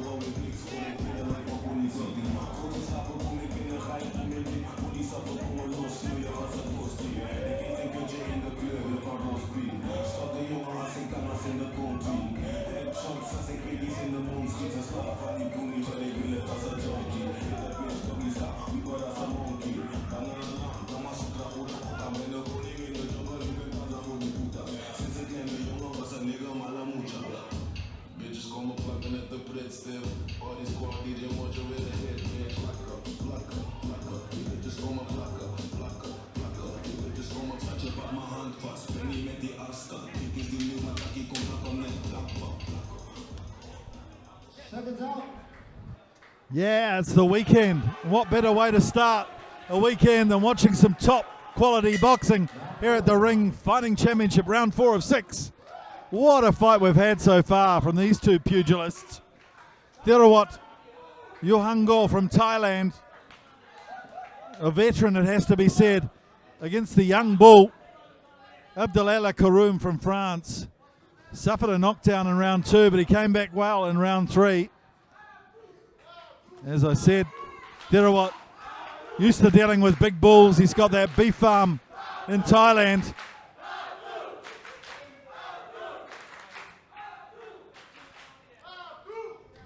But I'm not sure if he can do the Matador's job here and drive his advantage home. Abdelelah Karroum coming back so well in round 3. You wouldn't have got very good odds on him staying with Featherweight here at the end of round 2, but he's come back nicely and really dished out some punishment at the end of the last round to the Thai. Now he's got him in a corner too. Going hard at Featherweight.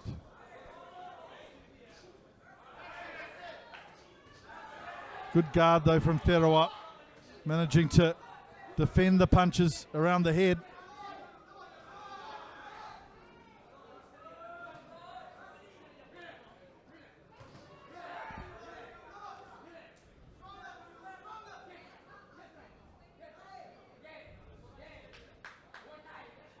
What I do love about Featherweight is just his mindfulness, that experience of 32 fights really shows. He might not have the athletic ability of the Frenchman, but the ring craft is palpable. Oh, there's a big shot too from the left hand of Featherweight.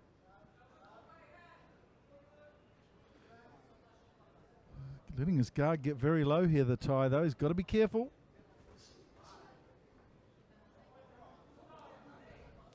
Hands are low from Featherweight. Abdelelah keeping those hands up after the second round scare. Got to be careful of that left hand of Featherweight.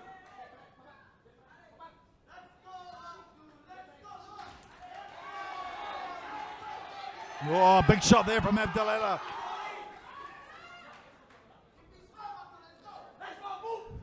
You just see the power in Featherweight's neck as he takes some of those shots to the head with ease by the looks of it. 10 seconds. 10 seconds left of round 4. Things have gone off the boil a little bit in round 4. It's got to be said. Not as much action as the fighters tire. 2 rounds left of this great contest at super welterweight. 2 fights left after this in the night too. Got a super featherweight between Muhamad Ridhwan and Juni Salagol coming up next, and then the main fight of the night, men's super featherweight division, the Oriental Pacific Boxing Federation silver title is at stake between Hamzah Farouk and Reynold Kundimang. Stay with us on the Ring Fighting Championship.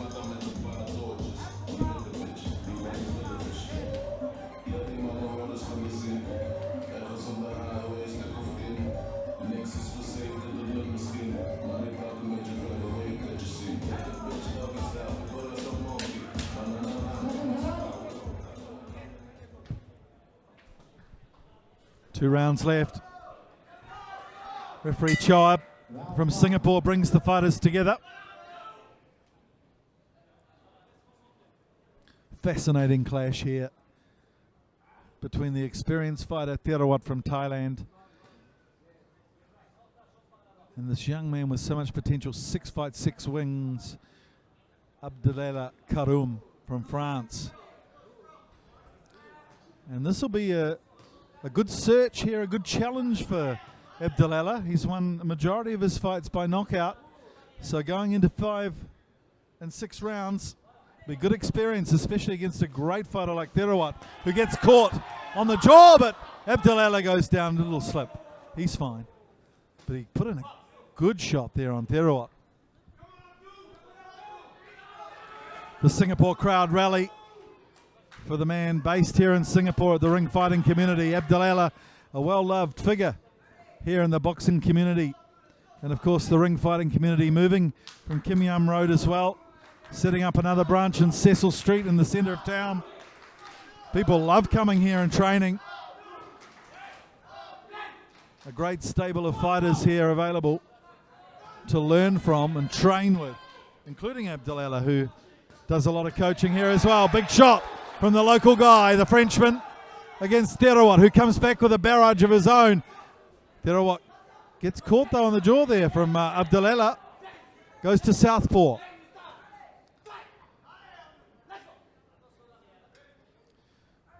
Abdelelah's really tightened up his defence on that straight left that Featherweight was using to good advantage early on in the fight. Haven't seen it pay much in the last couple of rounds.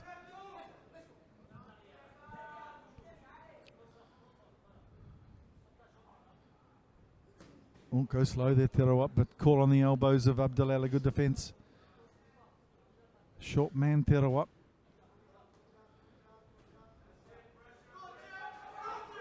It's amazing how low he can keep his guard here, Featherweight. Although Abdelelah catches him. Oh, he's looking in trouble here, Featherweight. Featherweight goes to the corner, ducking and dodging. Referee Choab just wants to check on him, I think, the state of him. Warning him against using the head, moving to the middle of the ring here. So giving Featherweight some respite, that's for sure.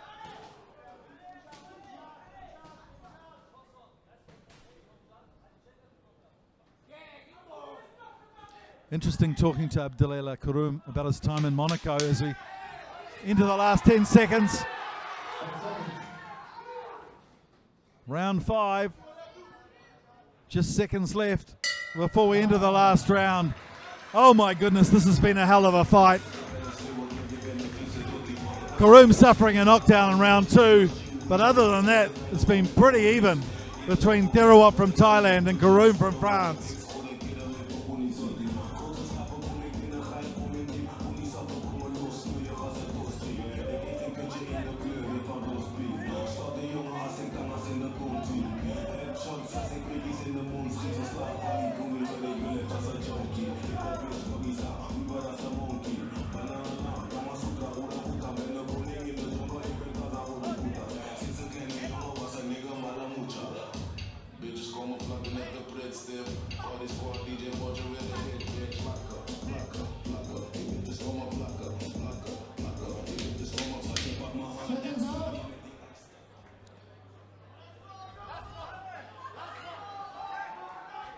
Oh boy, we've got 3 minutes left of blood, sweat and tears of the super welterweight division clash between Abdelelah Karroum from France and the Featherweight Yuhango from Thailand, as referee Chua brings them together to touch gloves as we go into this last round. Karroum suffering a knockdown in round 2, but coming back well. A real challenge for him here in his fighting career to come back from that. Featherweight not able to push through with that advantage he had at the end of round 2. So fair play to Abdelelah Karroum for that. Showed some real bravery. As I was mentioning, spent a lot of time in Monaco. Interesting reflection from him. He said there are 2 ways you could go looking at all the riches and the amazing wealth in Monaco. You could get jealous, or it could give you motivation. And that's exactly what it did to Abdelelah Karroum. He saw him through to his professional fighting career, and he's 6 from 6. Will things change in a couple of minutes' time? Catches. Featherweight there with some good punches. Featherweight wants to get out of this corner, that's for sure. Karroum finishing with a flourish here in round 6. You're watching the Ring Fighting Championship 7, Hope and Glory. And it certainly has been a glorious career from Karroum so far. 6 victories from 6 fights. And the way he's finished the last 4 rounds, unbelievable. But he's in a position here really to carry it through. Maybe make 7 from 7.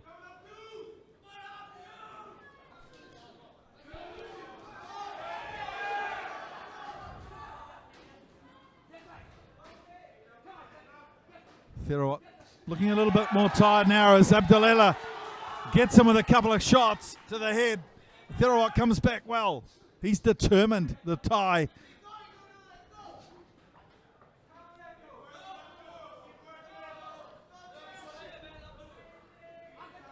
Featherweight needs to throw a few more punches here. Get that left going again. Abdelelah with all the energy.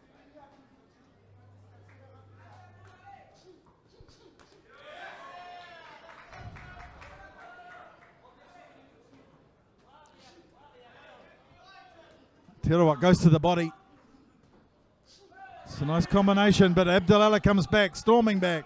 He's got fitness on his side here, I think, Karroum.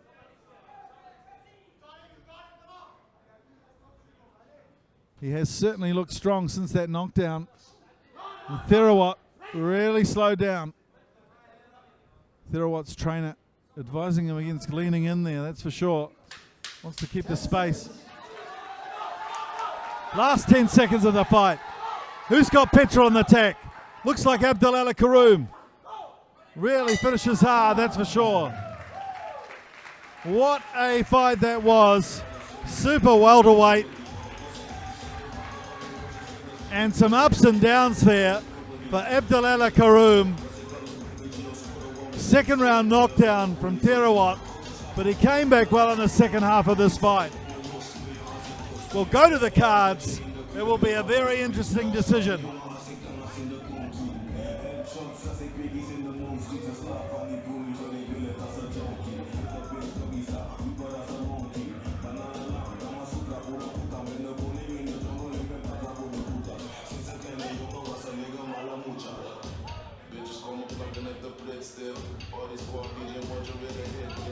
I guess the question is, has Featherweight let this one slip through his fingers? At the end of round 2, the fight was his to win. Just couldn't finish Abdelelah Karroum off at the start of round 3. And all credit to the French fighter for the resilience and guts he showed under pressure. Mark of a great fighter, isn't it? Head ref Shalom inspecting the judges' cards here. This is going to go down to the wire, I'm sure.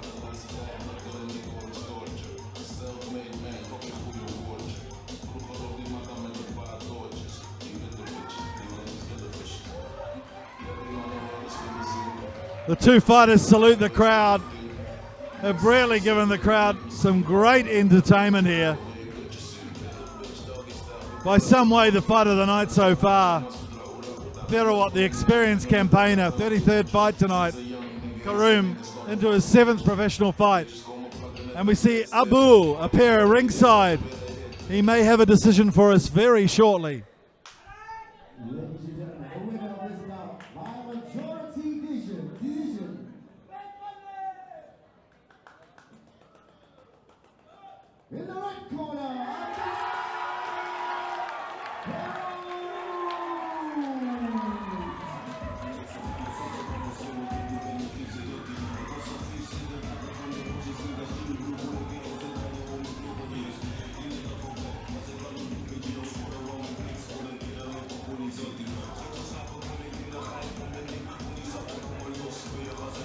Well, it was an interesting result, wasn't it?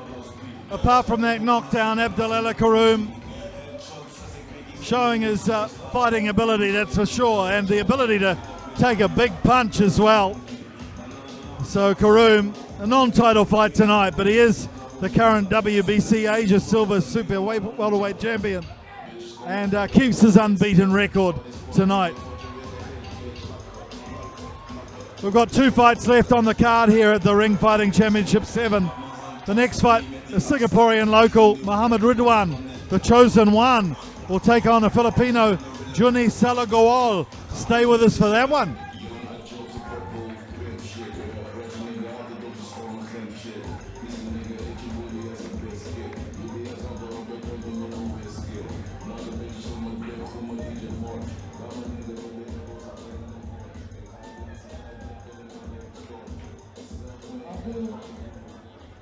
That was a really tough fight. You went full. You saw you go down in the second. What do you have to say for the people that came to watch you? And any comments about the fight that you had just now? First, I want to say thank you for everybody for coming. I really appreciate it. I want to say thank you to my opponent. That's how it is in boxing, you know. If you like, I would say half of seconds a bit somewhere, like you get knocked down. But today, all the fights are shown guys, but today more than enough. Because when I go down, I never give up. And you have to keep moving on to this. So that's how it is. I showed today to the people I have a big hurt, and I came back. I didn't feel well, but I go into it and get the win. That's the most important.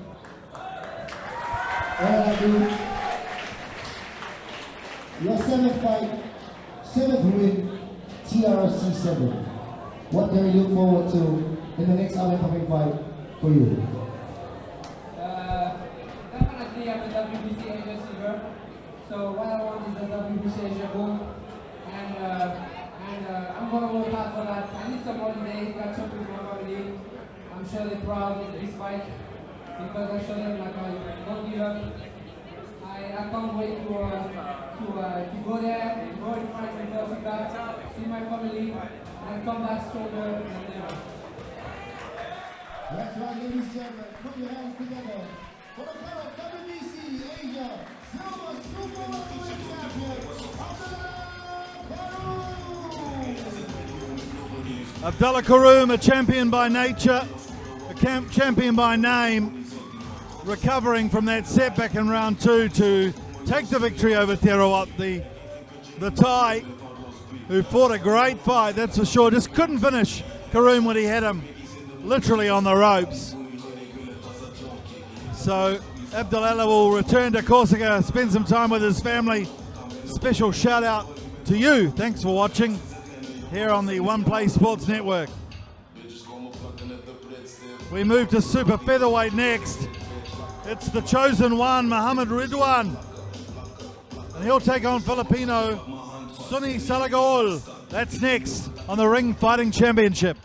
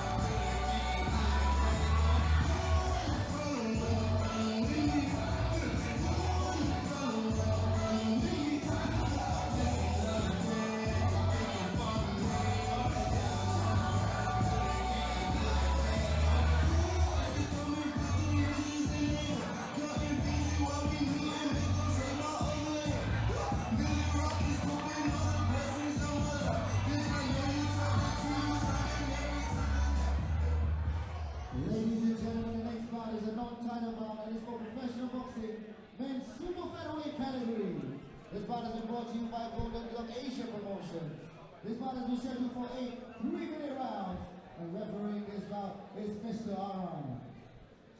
Introducing, in the blue corner, with a professional boxing record of 14 wins, 17 losses and 5 draws, fighting straight out of the Philippines, Judy Salago!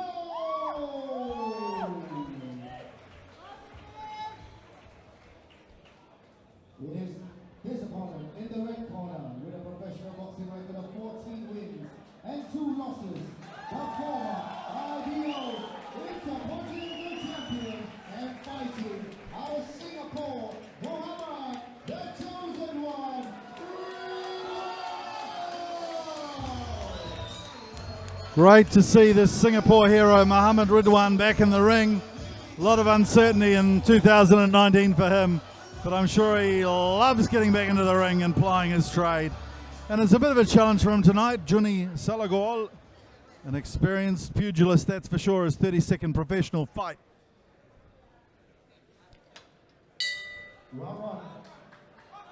Referee Arun officiating this fight as Juni clambers into it to start the fight. Ridhwan, a former world champion, of course, really putting Singapore boxing on the map a couple of years ago and putting a nice salvo together to start the fight against Juni. These fighters know each other reasonably well. They've trained in the same gyms at time. Both fighters remarking that they have seen each other train, and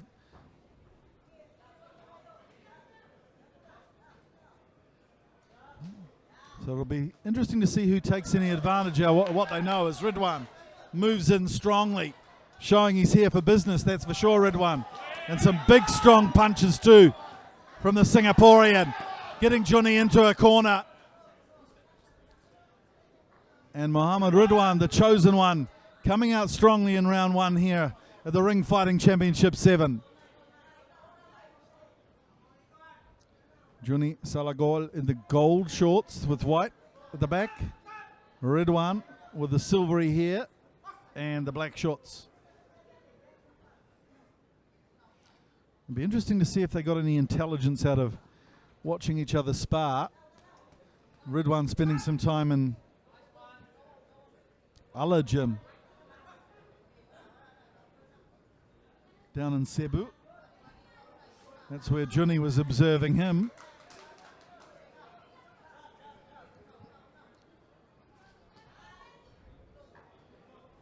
Eight rounds here of 3 minutes. So it'll be a test of fitness. Both fighters looking in pretty good trim though, as Juni Salagol goes to the body of Ridhwan, trying to get himself some steak in the kidneys of Ridhwan there. Well, Ridhwan sets up a nice right, just misses the mark. And it looks like Juni Salagol got a strategy here of working the body of Ridhwan. Ridhwan very busy so far in this round, isn't he? Look at him go, really going to town with a huge salvo to Juni Salagol. Salagol retreating well there. Again, into the back of Ridhwan. Ridhwan showing no ill effects so far from the body punishment. Then some uppercuts there inside from Juni. 10 seconds. Of course, Juni's co-fighter Florovic Mayon Montero getting a draw against the Singapore local hero earlier on this evening. And I'm sure Juni was spurred on by that performance. End of round 1, and here's Ina again, our ring girl, keeping some suspenders.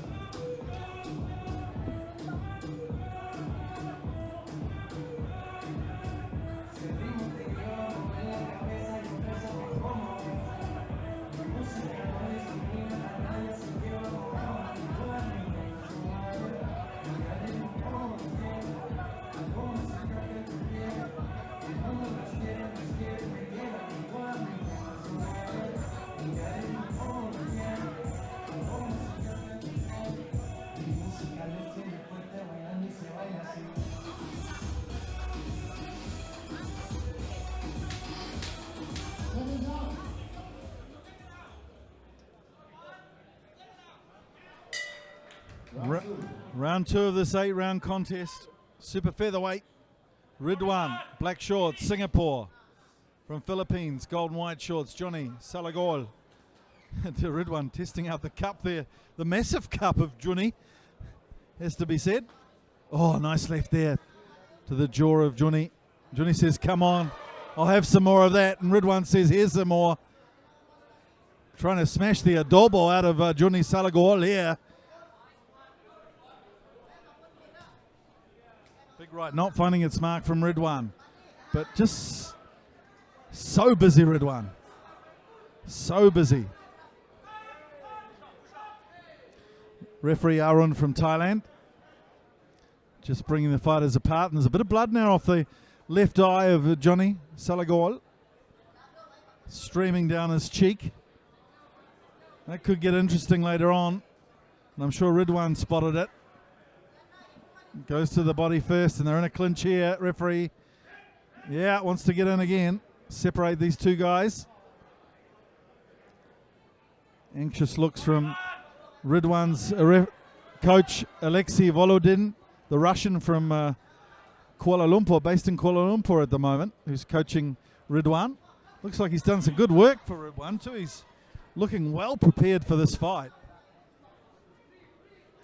Johnny Salagol there turning his body away.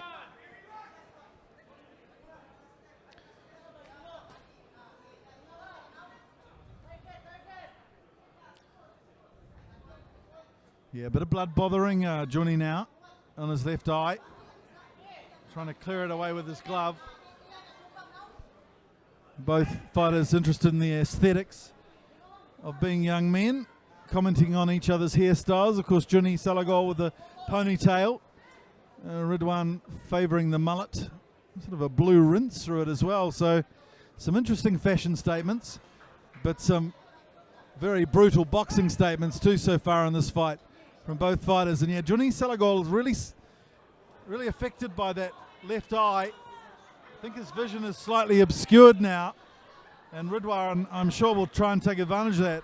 Expect to see some more right hand. Goes to the body actually with the right there, Ridhwan. Very fast moving fighters here, aren't they? Enjoying this clash a great deal.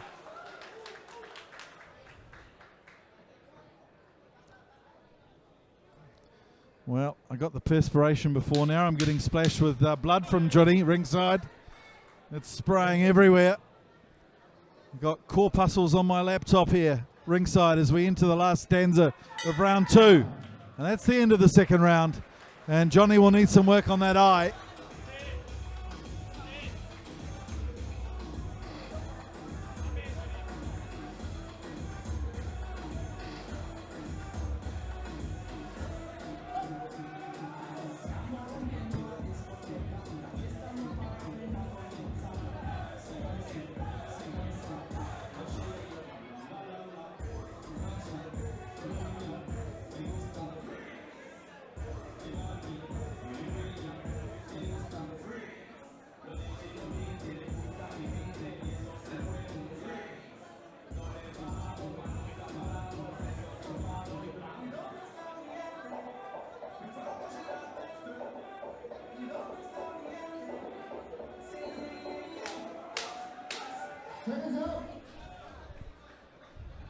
Working very hard here in Johnny Salagol's corner to fix that cut. As we enter round 3, Ridhwan got a bit of blood on his ear here too, I think, but won't affect him as much as Johnny and that cut on the eye. You're watching the Ring Fighting Championship 7. This is a super featherweight clash, and both fighters showing some vim and vigor so far in the first 2 rounds.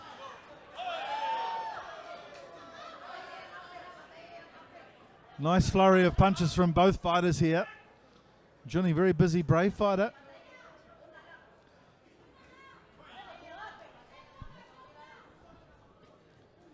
Ridhwan with a nice combination there. Really wants to work the eye there of Johnny, and gets inside again. Nice straight punch, getting through the guard of Johnny. And Johnny there coming in and getting a little warning from referee Aaron. about the grab. We're not ballroom dancing here, Johnny, it's boxing. Oh, nice body shot from Ridhwan. Johnny facing some real challenges here. He's an energizer bunny, Muhamad Ridhwan, the chosen one. And he's really going to town on Johnny here in round 3. With a nice counter punch from the Filipino there. Filipino.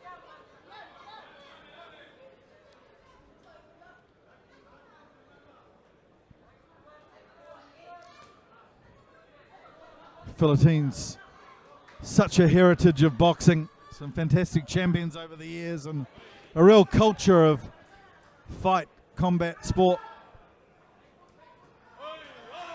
But Ridhwan waving the flag for Singapore in the last few years, really putting us on the map. And gaining some ascendancy here in round 3 too, the Singaporean. Second warning there from referee to the Filipino.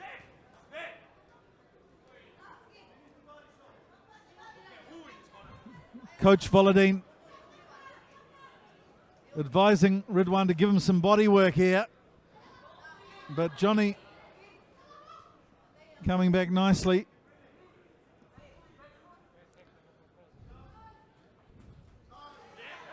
Ridhwan, nice combination there. He's really full of energy tonight, Ridhwan. Really wants to show the crowd something special. And Johnny just showing some uncertainty in the face of the Filipino there at the end of round 3. Ridhwan, little bandage coming apart on his glove there. He'll need to strap that up at the end of round 3. But a good round for the Singaporean.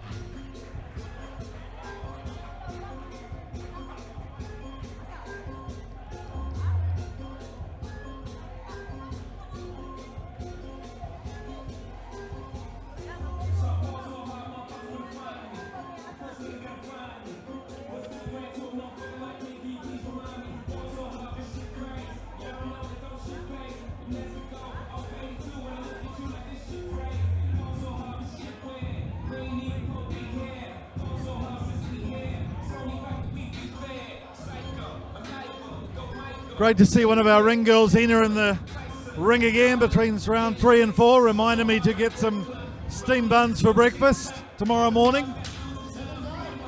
You're watching the Ring Fighting Championship 7. Hope and Glory Ridhwan in the centre of the ring, ready for action. Johnny Salagwal needs a lot of work on that eye.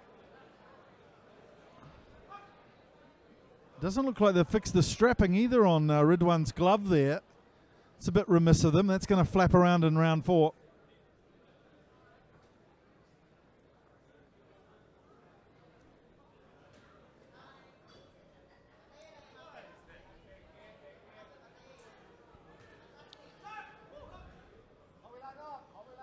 Referee calling them to the corner. He's finally realised the bandage there of the left glove of Ridhwan needs some work. Really should have attended to that between rounds. I've got a cast of thousands over there in the corner of Ridhwan. It's amazing that one of them didn't see that. But it's left to Coach Volodine to strap it up. So slight pause. This will work in Johnny Salagwal's favour.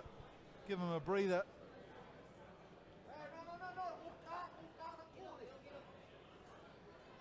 Referee Aaron getting them back into some formation. And Ridhwan will want to continue his work here. Nice jabs from Ridhwan. Again, just keeping Johnny at bay and backed up into a corner. That was a great shot there from Ridhwan. That rocked Johnny. But Johnny's brave. He comes back well.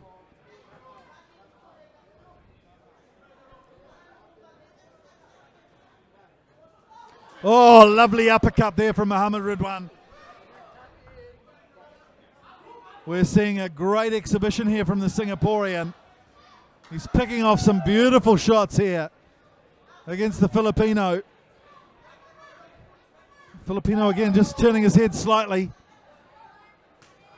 An expectation for a bit of business from Ridhwan. but not able to throw the punches together like the Singaporean, that's for sure. Getting a bit of a roughing up here, Johnny Salagol from Muhamad Ridhwan. And that's Ridhwan at his best too when he was world champion. So electrifying his punching. We'd love to see some more boxing here in Singapore, and fighters like Muhamad Ridhwan and Hamzah Farouk, they'll lead the way. They'll bring some more action here to Singapore. Wouldn't it be lovely to see some world title fights in Singapore? Especially if we can watch them on the One Play Sports Network.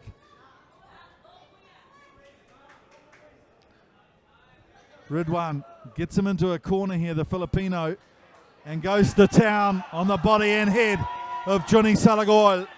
Struggling here, and some great work rate from the Singaporean, really stringing some combinations together. Johnny again turning his head slightly, and that blood is pouring off the face of Johnny Salagol now, ending the round. So hopefully he'll get some attention again.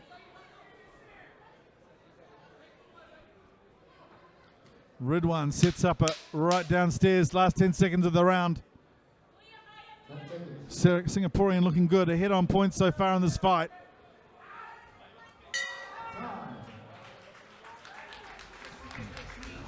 It's all Singapore at the moment with Muhamad Ridhwan. As Lizan enters the ring, one of our stunning ring girls, to introduce round 5.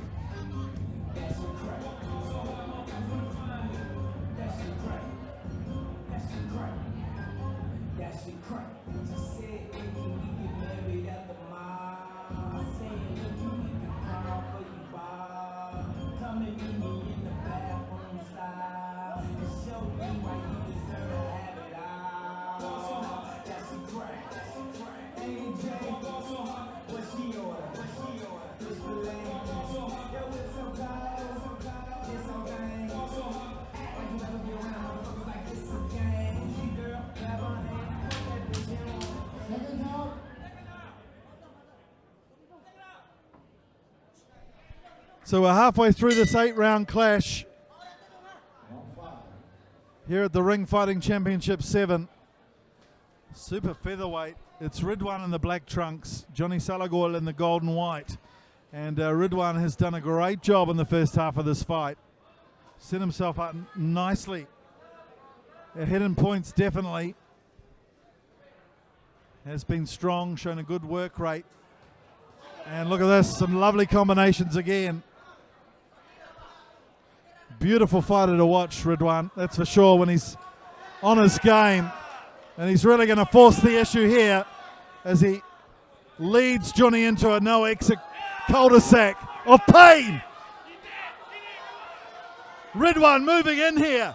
I think he senses something at the beginning of round 5.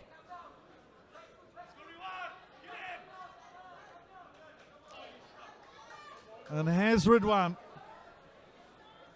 got the power here? The eyelid, the eyebrow of Johnny is not looking great. We can see some flesh poking out of the cut. And so we'll need some more work on this, I think.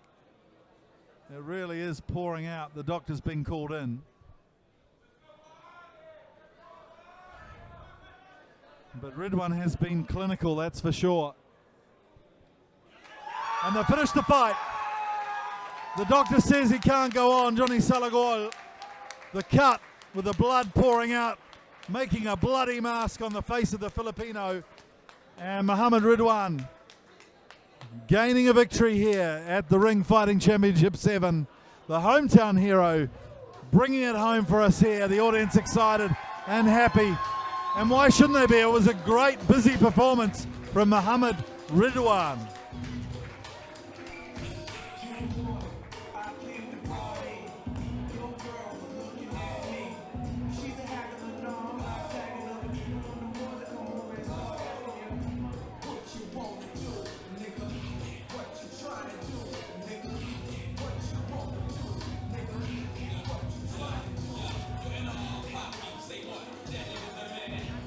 So just ready for the judge's decision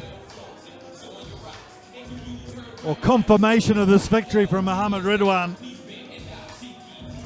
Japanese proverb emblazoned on his gym: fall down 7 times, stand up 8. Well, no falling down tonight for Ridhwan. He was in his pomp, in his element, in this ring, here at the ring fighting community, and will be announced as the victor of this fight.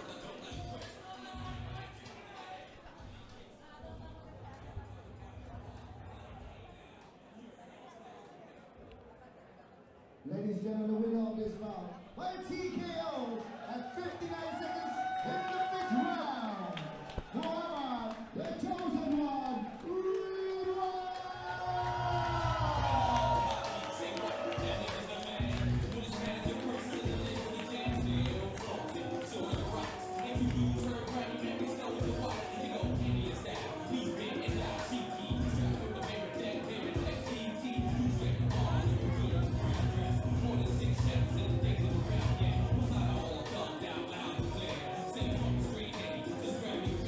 Well, coming up next on the Ring Fighting Championship 7, the title fight tonight, the Oriental Pacific Boxing Federation silver title will be decided. Hamzah Farouk, he's the WBC Asian Continental Super Featherweight Champion. He will take on the young Indonesian, Reynold Kundimang, in just a moment. We saw a more energized, a faster, more aggressive boxer today. What are your thoughts on the fight that you just had? I think I will be happy with the crowd champion. So the crowd champion, let me hear it! And usually I will Zul for letting me part this event. My team for making me who I am today. For those who are still here with me, for those who left me for something better. I thank all of you and watch you for the next one. You mentioned the next one. So what can we expect next from Muhamad, the chosen one, Ridhwan? You know, people know me, I think I'm the best in boxing in Singapore today. I want to fight the best, locally, internationally. But first, before I go, I urge all of you to cheer for our next boxer, Hamzah. I believe that he will win his belt. That's right, one more time, 3 hands together for Muhamad, the chosen one, Ridhwan!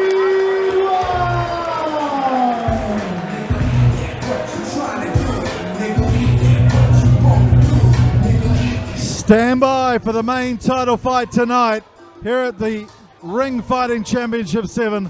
Hope and glory, there's a title on the line. Hamzah Farouk takes on Reynold Kundimang next here at the Ring Fighting Community. It's going to be a fantastic clash. Don't miss it on the One Play Sports Network.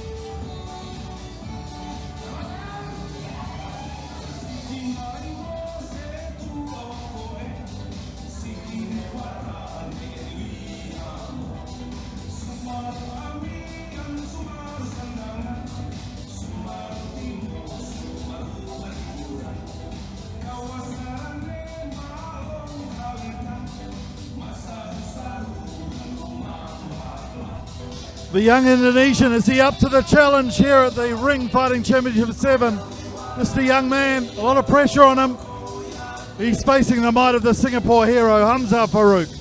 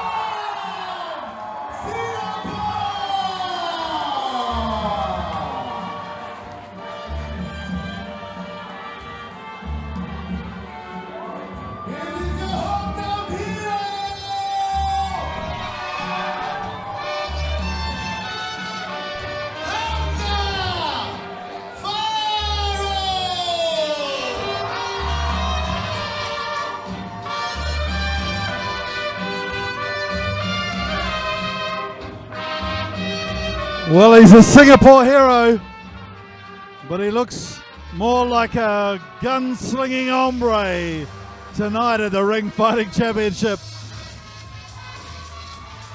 Love the walking music. Definitely the walking music of the night.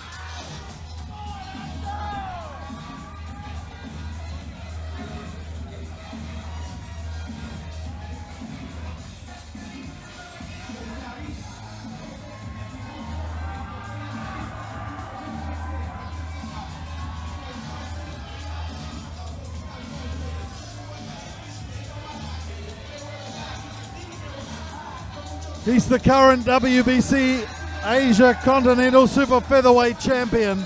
That belt's not on the line tonight, but he's brandishing it tonight as well. Tonight, to be decided, the Oriental Pacific Boxing Federation silver title. That's on the line. Could it be a second belt for Hamzah Farouk? Ladies and gentlemen, this is the main event.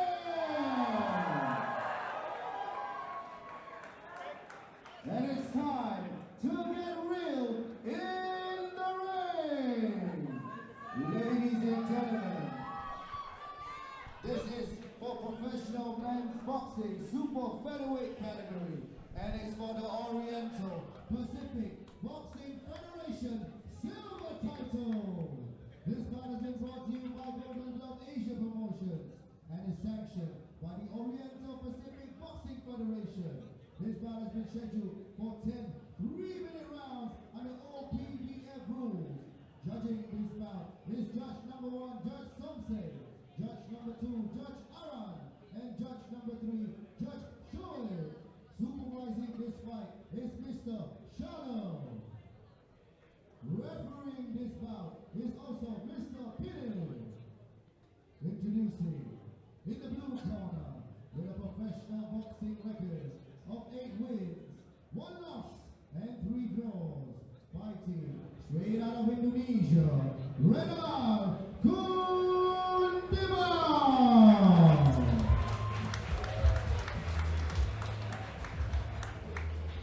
His opponent, in the red corner, with an undefeated professional boxing record of 9 wins and 0 losses, and 6 of those wins coming by way of knockout, representing Golden Dome Asia Promotions and the current WBC Asia Continental Super Featherweight Champion, fighting out of the Lion City, Singapore, your local hero, Hamzah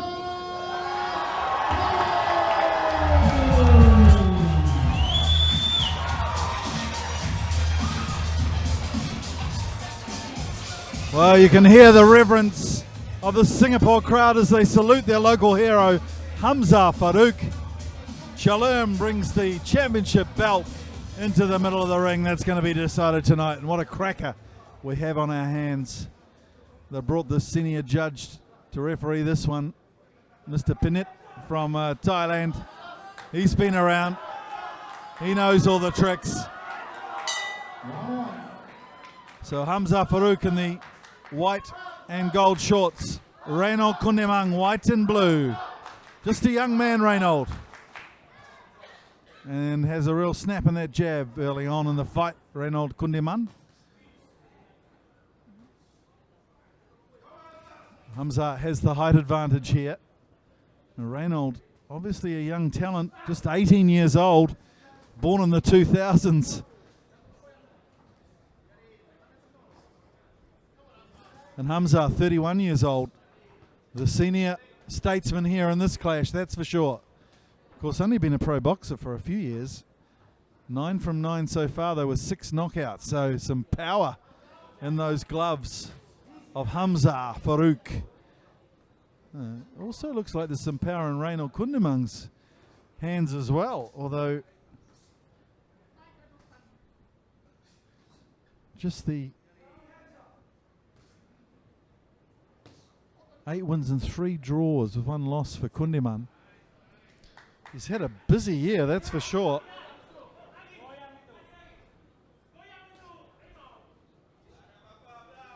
Has fought at lightweight, Reynold Kundimang, and does look a heavier boxer, that's for sure, than Hamzah. So he cut the weight, got down to 130 pounds for this clash, and doesn't seem to be showing any ill effects as he put some very good punches together. Here the Indonesian looking full of business here in Singapore. Hamzah now comes back. Really has controlled the middle of the ring, Hamzah. But in terms of punching, Reynold been just a little bit more productive in round 1 of this 10-round clash.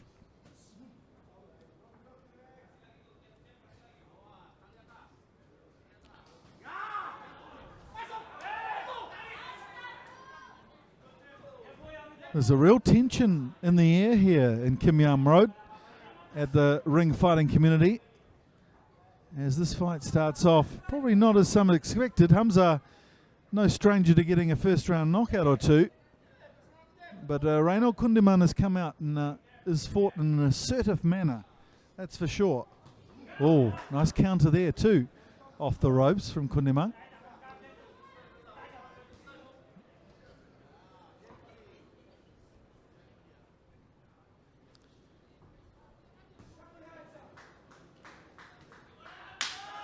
Last 10 seconds of round 1. It's Hamzah who takes a punch there from Kundimang. Kundimang looking very busy. And maybe a slight edge there in round 1 to the Indonesian. No bother. There's 9 rounds left for Hamzah to stamp his mark on this bout. But a bright start from Reynold Kundimang.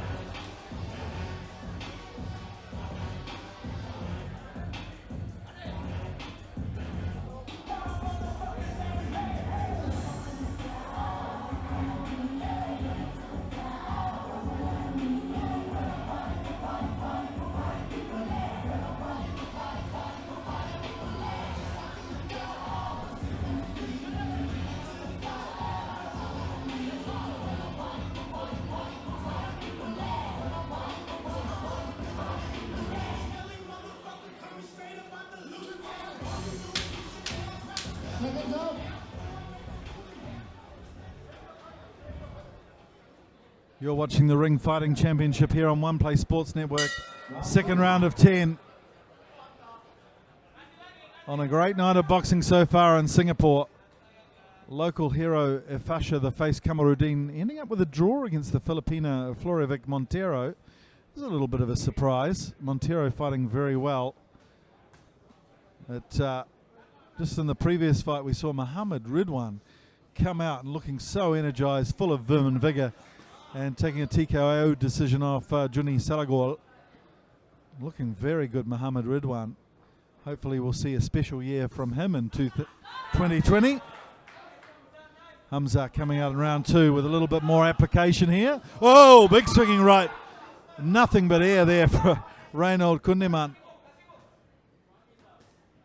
But he's looking very fit, Kundimang. Both fighters in great nick.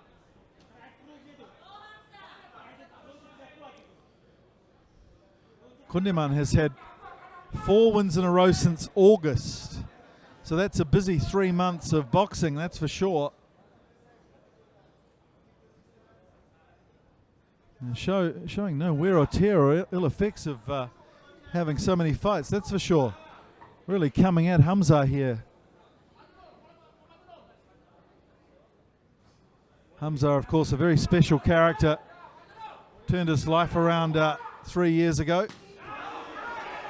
Started boxing again, became a professional, quit smoking. He was up to 36 a day. Went to Manny Pacquiao's gym in Quezon, kicked the habit, kicked into his professional career and hasn't looked back since. Amazing rags to riches story for Hamzah Farouk. Of course, capping it off with this WBC Asia Continental Super Featherweight Championship. And wouldn't it be delightful if he could garner another belt here, the Oriental Pacific Boxing Federation silver title. But in his way is this Indonesian who's showing a lot of potential. He might be youthful, but showing some good ring craft there. Oh, a bit of a slip from Reynold Kundimang. Really unleashing some big punches and just losing his balance there on the canvas. So humid and hot here in Singapore, and a lot of perspiration on the canvas.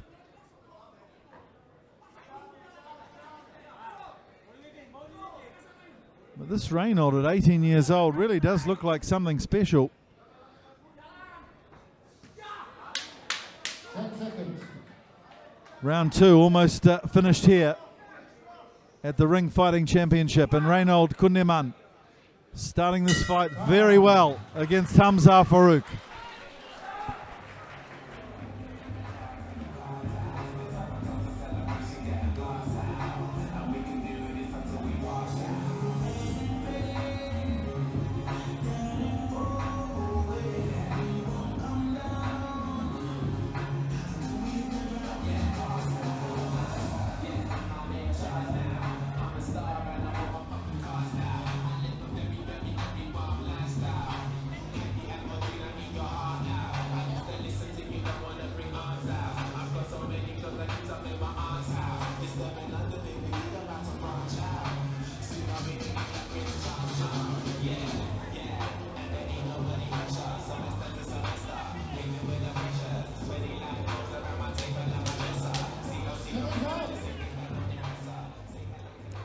You're watching One Play Sports Network, the Ring Fighting Championship 7 Hope and Glory. Our main bout on the card for the Oriental Pacific Boxing Federation silver title in the super featherweight category. Hamzah Farouk from Singapore, white and gold shorts. Reynold with a snappy jab there. Kundimang from Indonesia.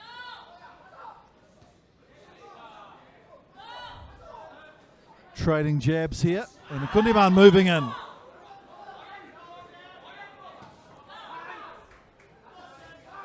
Oh, that's a good attack there from Kundimang, knocking the head back of Hamzah Farouk. Farouk goes to the clinch. Referee Pinnett comes in and separates the fighters. Hamzah decides it's time for him to get on the ascendancy. But good defense here from Kundimang. Looks like a very composed boxer at 18 years old, that's for sure. Could pencil him in for further honours down the track if he keeps this up.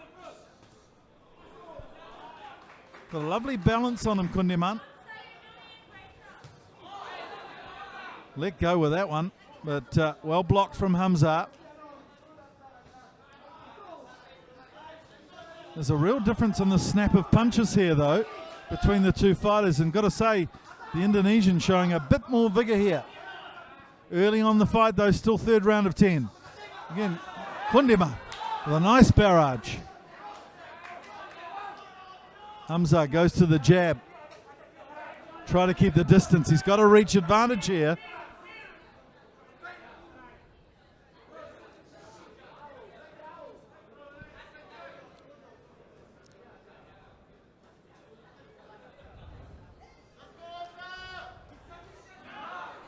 Reynold takes a spell near the ropes and then comes in.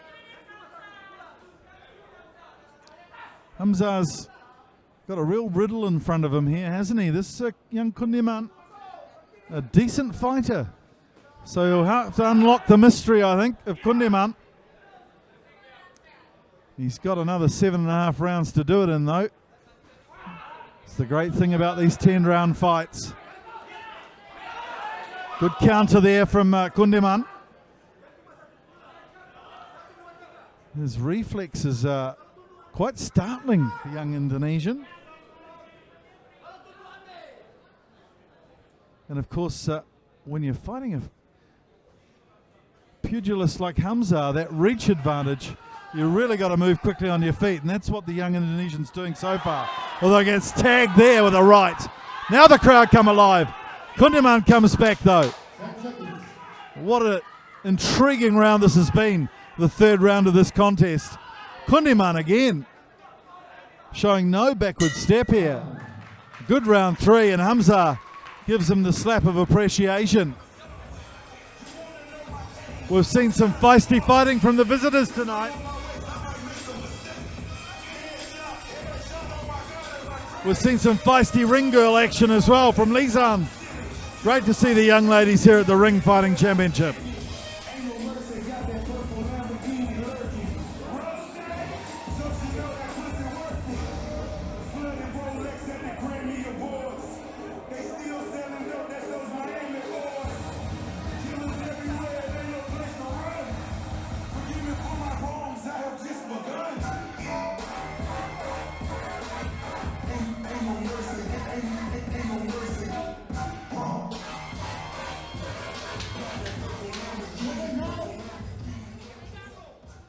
It's a packed house here at the Ring Fighting Community in Singapore, and they're really enjoying some of this boxing action that we've delivered tonight.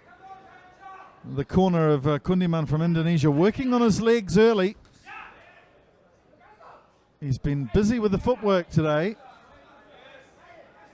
Hamzah engaged in quite an interesting conversation with his team, just talking through how he can break down Kundimang here. He's looked pretty resolute so far this evening as Hamzah comes in, follows up with a right.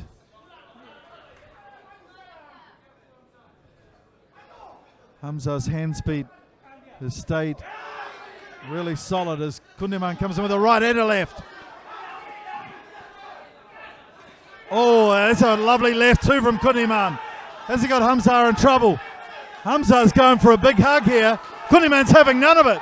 Kundimang wants to continue with this fight. Hamzah wants to slow him down. It's like slowing a train down at the moment though. Kundimang moving forward and clipping Hamzah too with a couple of shots. Hamzah in a bit of trouble here, losing his composure as Reynold senses an opening but undone by the sweaty surface.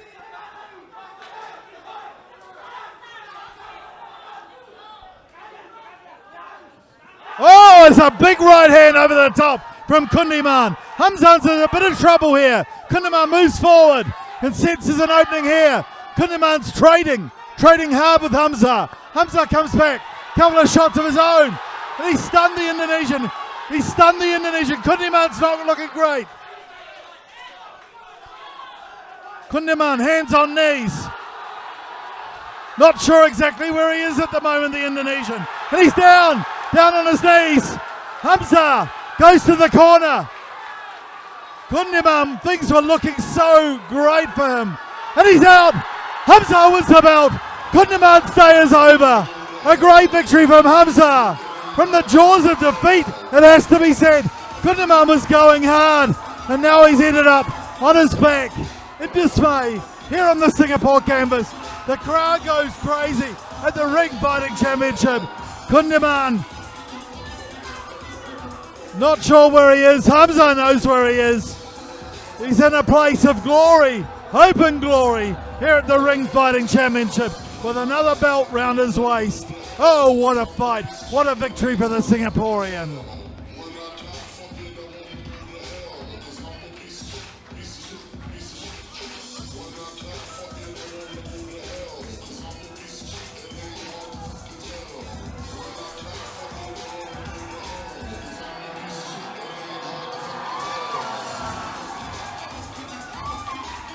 The crowd are exploding with joy here at the Ring Fighting Community. And what a turnaround. In the space of seconds, it was Reynold Kundimang, this young 18-year-old Indonesian, charging forward with relish, vim and vigor, trying to finish off Hamzah Farouk. And then within just one shot to the left jaw of Reynold Kundimang, the fight was turned on its head. And it was Hamzah Farouk coming home with a knockout of Reynold Kundimang to take the Oriental Pacific Boxing Federation silver title here in Singapore to add to his WBC Asia Continental Super Featherweight title belt. Oh my word, I've said it all. That's boxing in 30 seconds.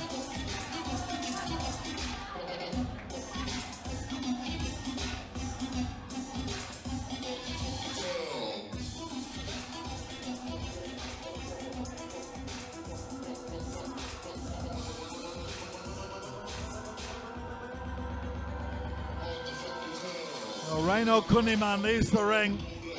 He's not in a great place at the moment.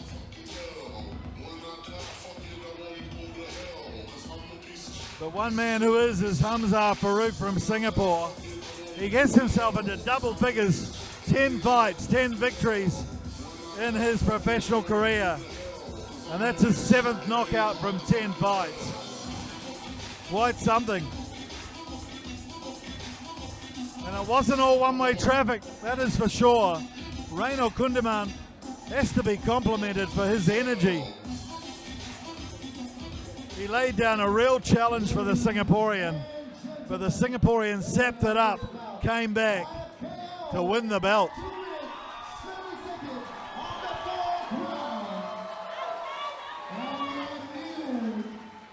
Oriental Pacific Boxing Federation silver champion,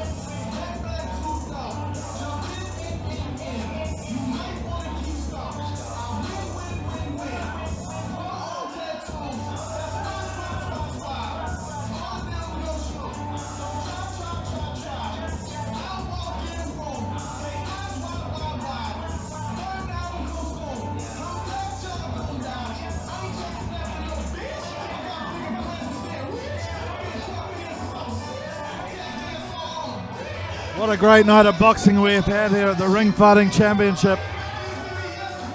It's the 7th event in this series. The Hope and Glory was the title, and we saw it all tonight as Hamzah Farouk celebrates his victory.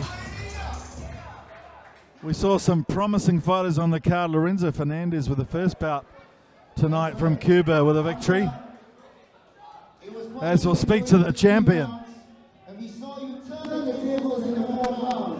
What do you think? And how do you think you did in this fight to change the table in the 4th round? Yeah, firstly, I want to thank God for giving me the victory, and my family for all their sacrifice, and all the fans that came down cheering for me. I want to thank you guys. This made me believe in myself and believe that I can win the fight. He's a strong guy. He's 18 years of age, 13 years younger than me. He's big, he's strong. I give all the credit to him. He's going to be a very good boxer. But I know that I can take the punches, and on the 4th round, he hit me with some good shots. I was just waiting for the opening. I can give some shot at him to the middle because he keeps himself open. So, not only am I a tough guy,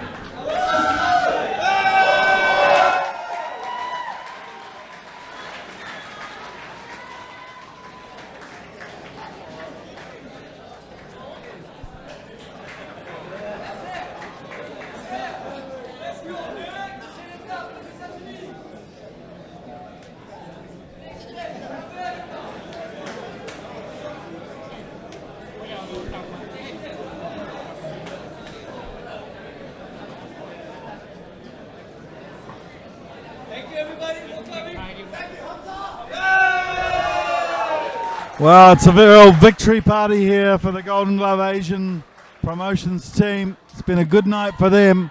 We've seen some fantastic boxing. As I said, Lorenzo Fernandez started his professional career, the Cuban, with a victory over Yosmar Kefi from Indonesia in the first fight of the night. There was a draw in the second clash, a women's bout between Afasha Kamarudin, the Singaporean, and Florivic Montero.